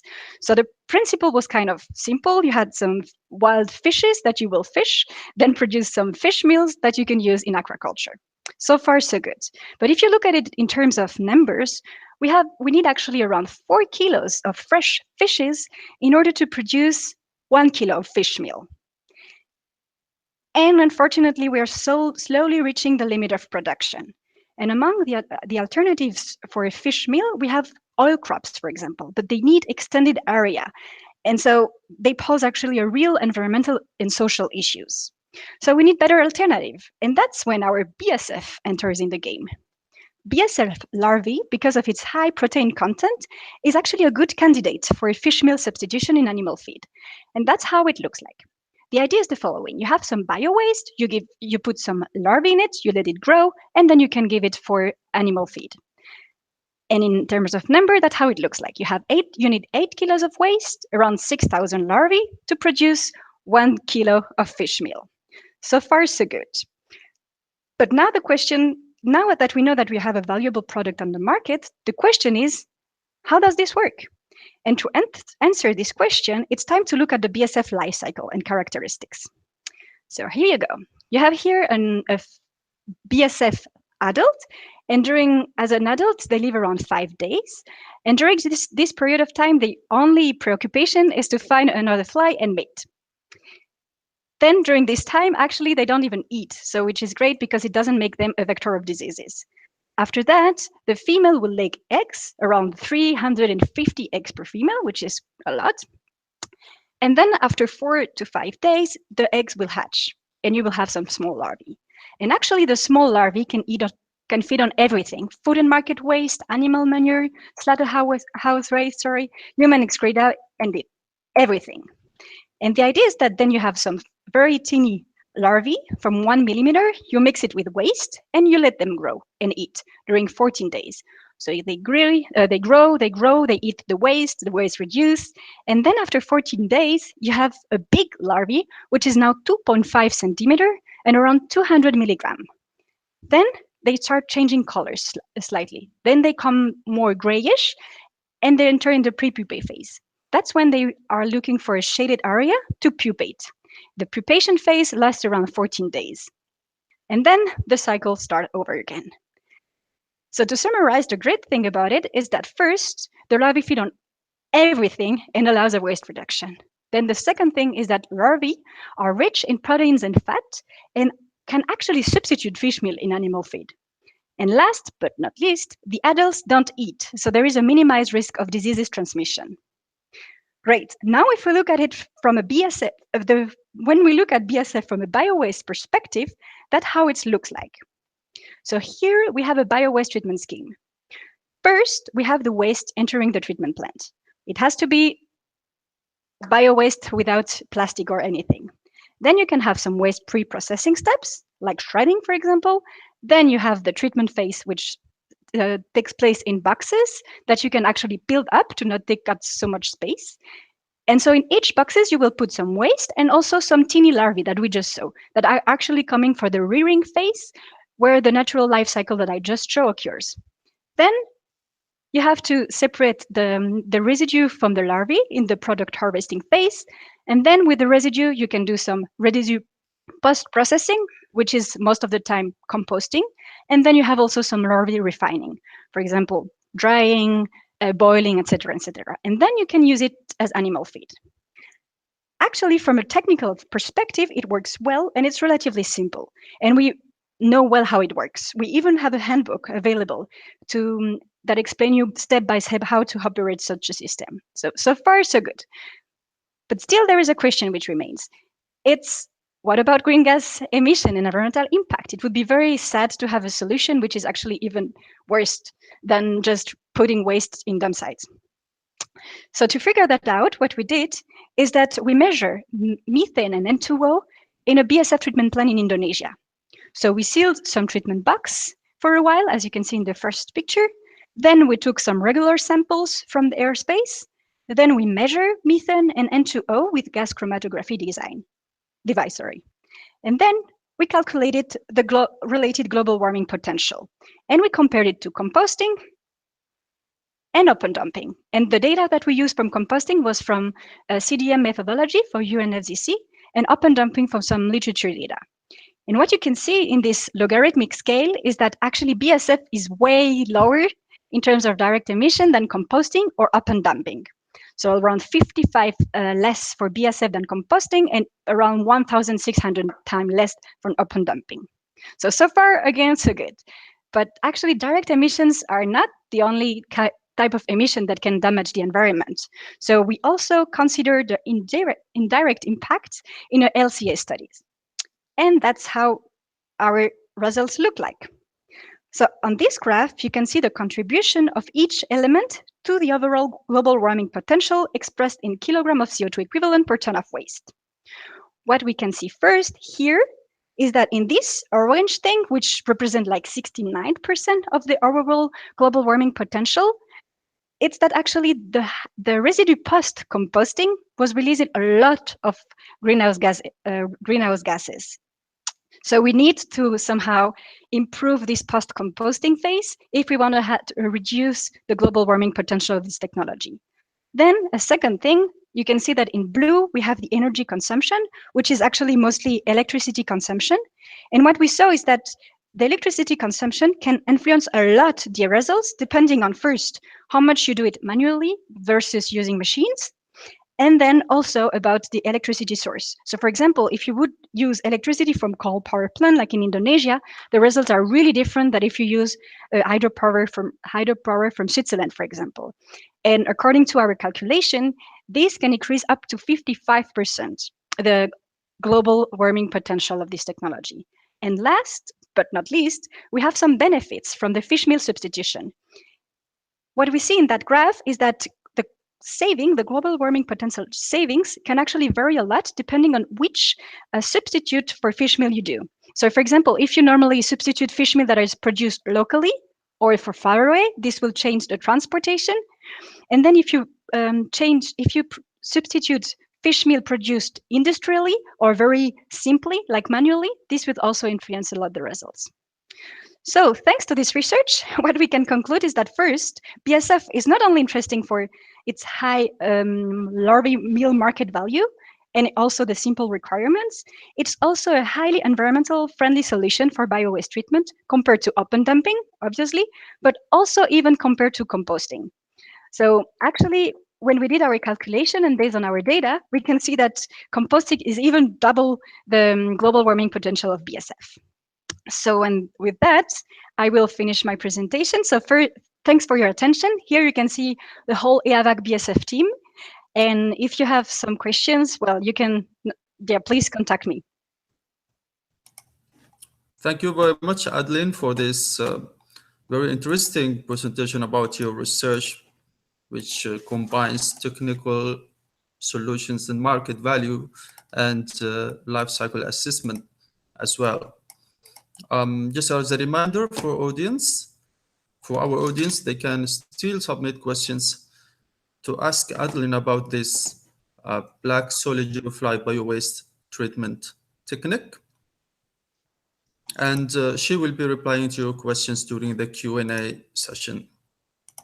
Thank you. Thanks. Ladies and gentlemen, now we have come to our last presentation from Morocco. So let's welcome our sixth presenter, Fatima Zahra Bakari from Morocco, whose presentation title is Food Waste in Qatar, a Crisis of Abundance. Just a brief about Zahra. She is a business entrepreneur working in the medical waste management sector in Qatar.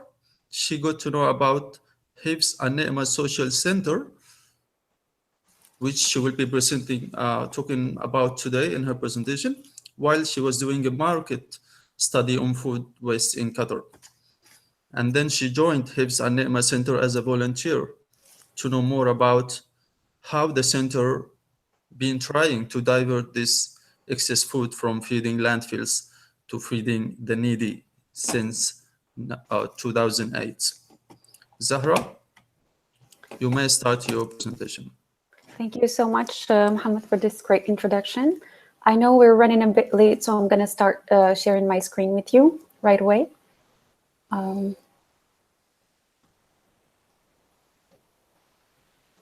you see the presentation? Yes, now we can see the presentation. Okay. Yeah. So usually when we talk about food crisis, usually we talk about a shortage of food and finding new ways to come up with new foods to end food insecurity. In the case of Qatar, we have a crisis, but it's a crisis of abundance. We have too much food and too much of it is being thrown away. Food waste is not only socially and morally irresponsible, it's also a huge burden on the environment.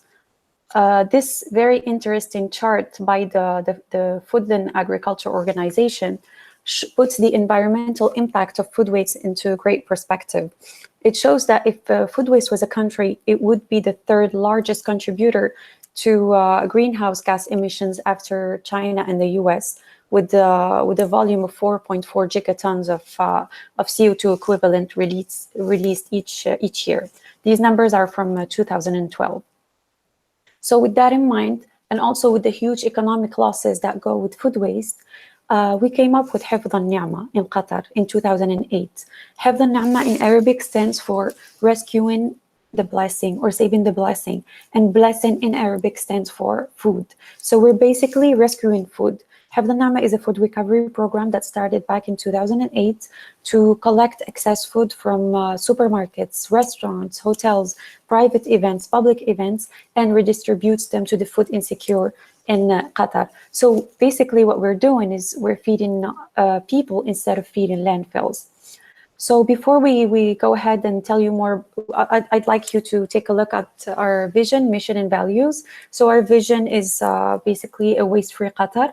Our mission is to achieve food justice by utilizing the available resources that we have.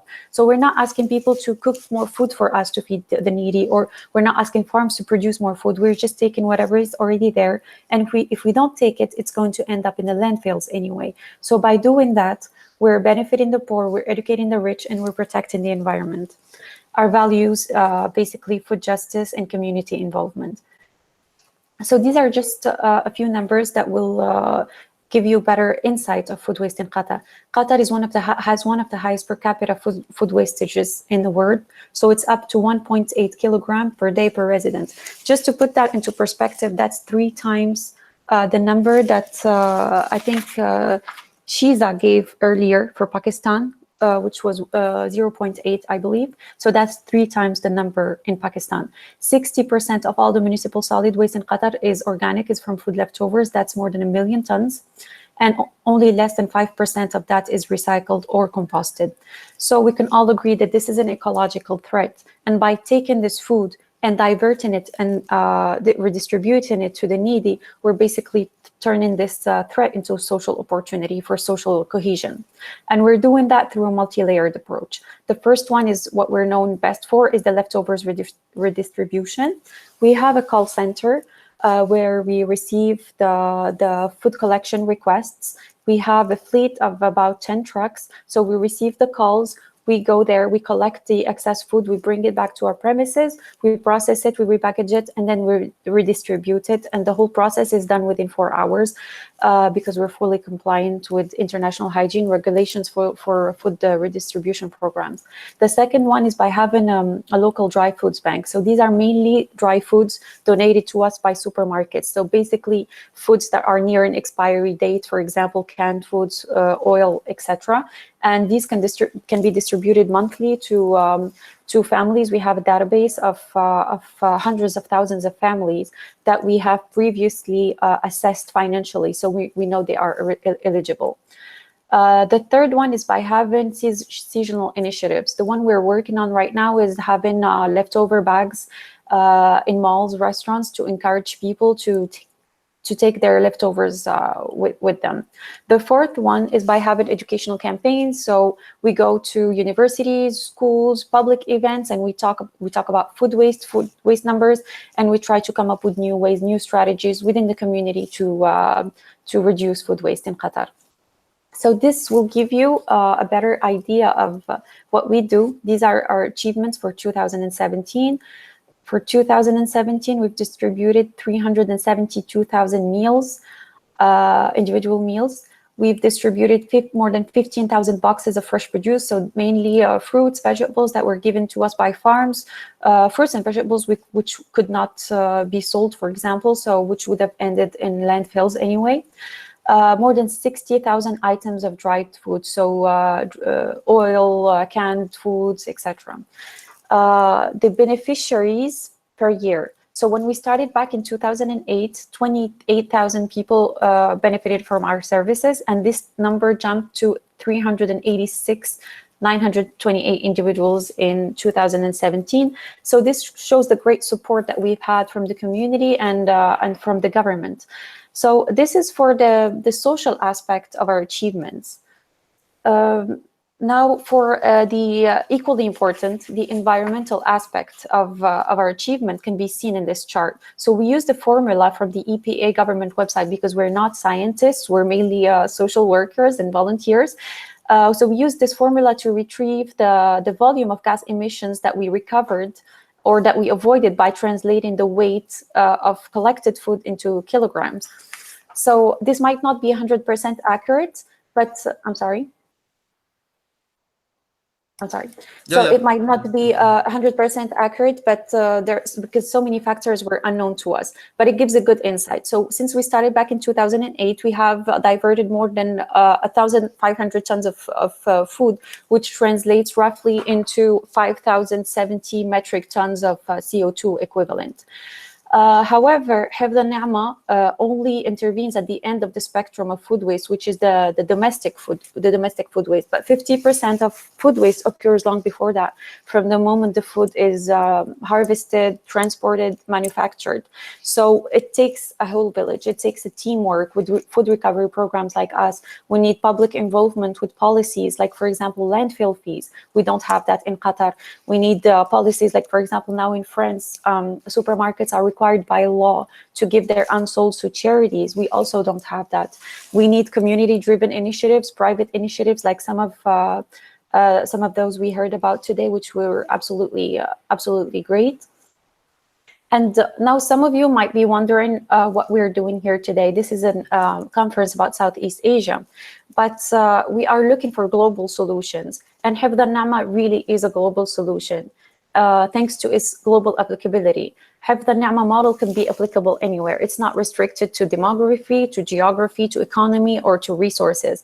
It can be applied in developed countries and developing countries, because they both produce approximately the same quantities of food. This is according to the Food and Agriculture Organization. And our program can be scaled basically nationally, regionally, or even as a community initiative. You can start as a community initiative in a neighborhood, see how it works, and then it can be scaled nationally or regionally.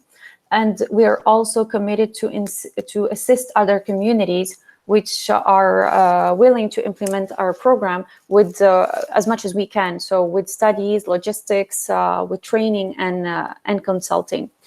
And also lastly, we know that this is not a scientific breakthrough, this is above all a humane and social initiative, which also happens to be great for the environment. And sometimes the best solutions are the easiest ones.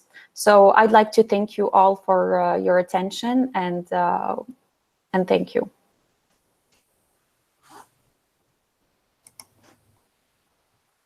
Thank you very much, Zahra, for your presentation and your explanation about the project and how it can be implemented in other areas, in other regions, especially in Southeast Asia, which is our focus of this conference. Thank you very much. I would like to thank again all our speakers for the second session for sharing their research with us in their presentations. Very well, ladies and gentlemen.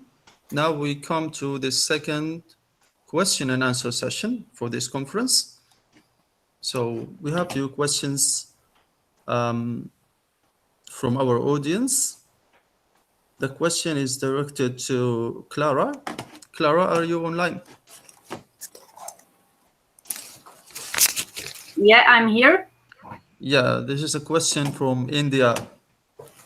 The question says, we have huge mountains or huge amounts of garbage having legacy waste old, more than 30 to 40 years old. The question says, is landfill mining a visible solution to make these mountains disappear? So may I start to answer? Yeah? Yeah, yes. Yeah. So here are several aspects of landfill mining. It depends what you want to do with the garbage, with the waste.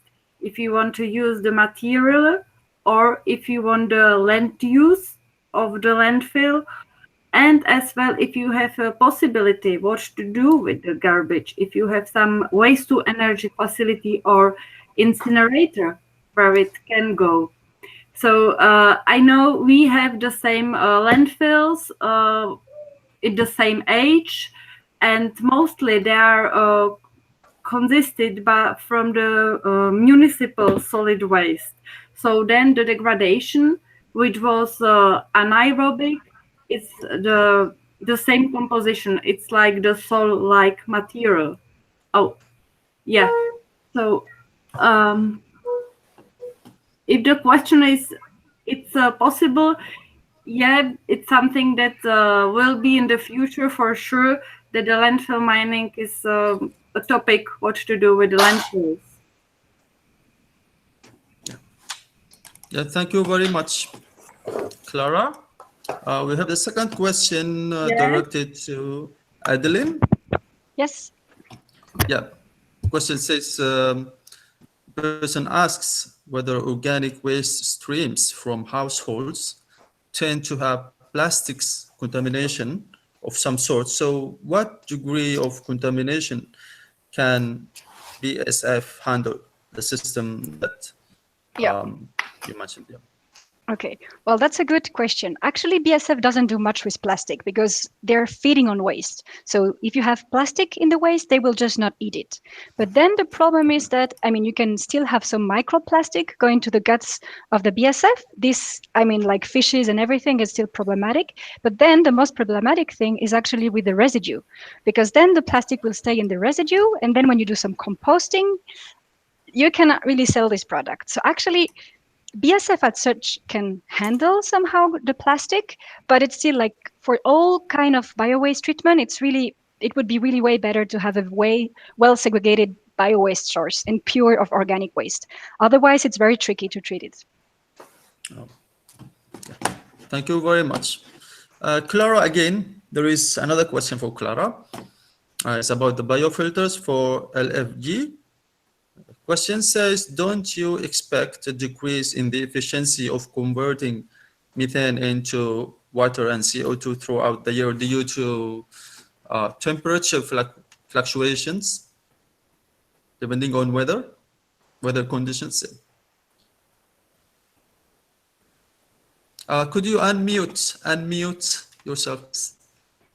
Yeah, I maybe did not highlight it enough that the biofilter is run by methanotrophic bacteria. And this kind of bacteria exist all over the world. It means they are from equator to tundra. And if it's winter, they can change their family from the type 1 to the type 2, which lives in the colder condition. From my experience, the biofilter is working during the winter. Only the difference is that during summer, when you compare the temperature of the surface and subsurface temperature, I mean like 50 centimeters in the body of biofilter, the difference can be 50 degrees.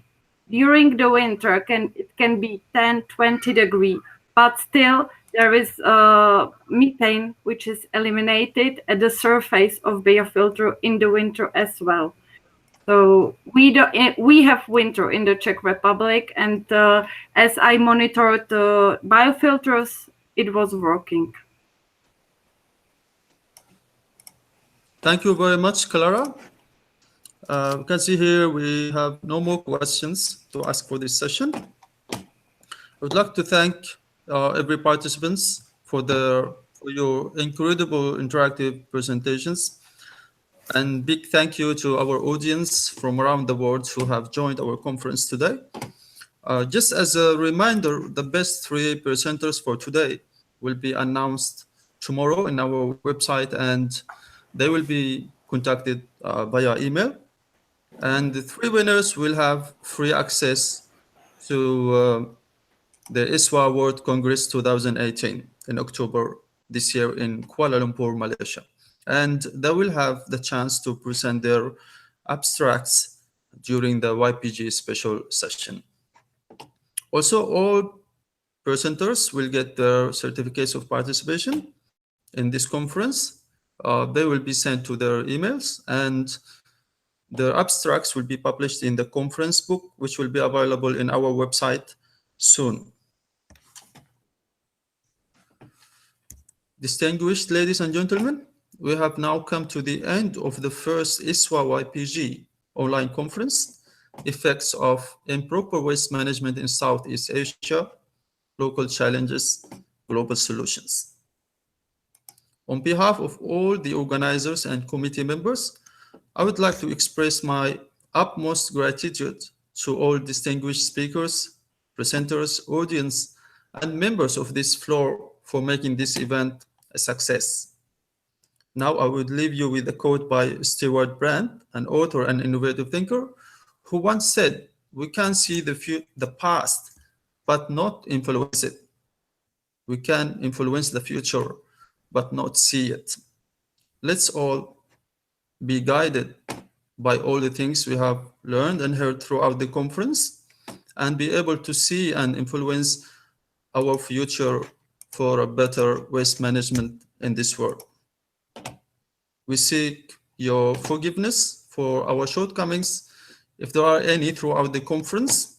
Until we meet again, perhaps in the next conference, may all of you remain safe and happy. This is Muhammad Al-Samit. Thank you very much. See you.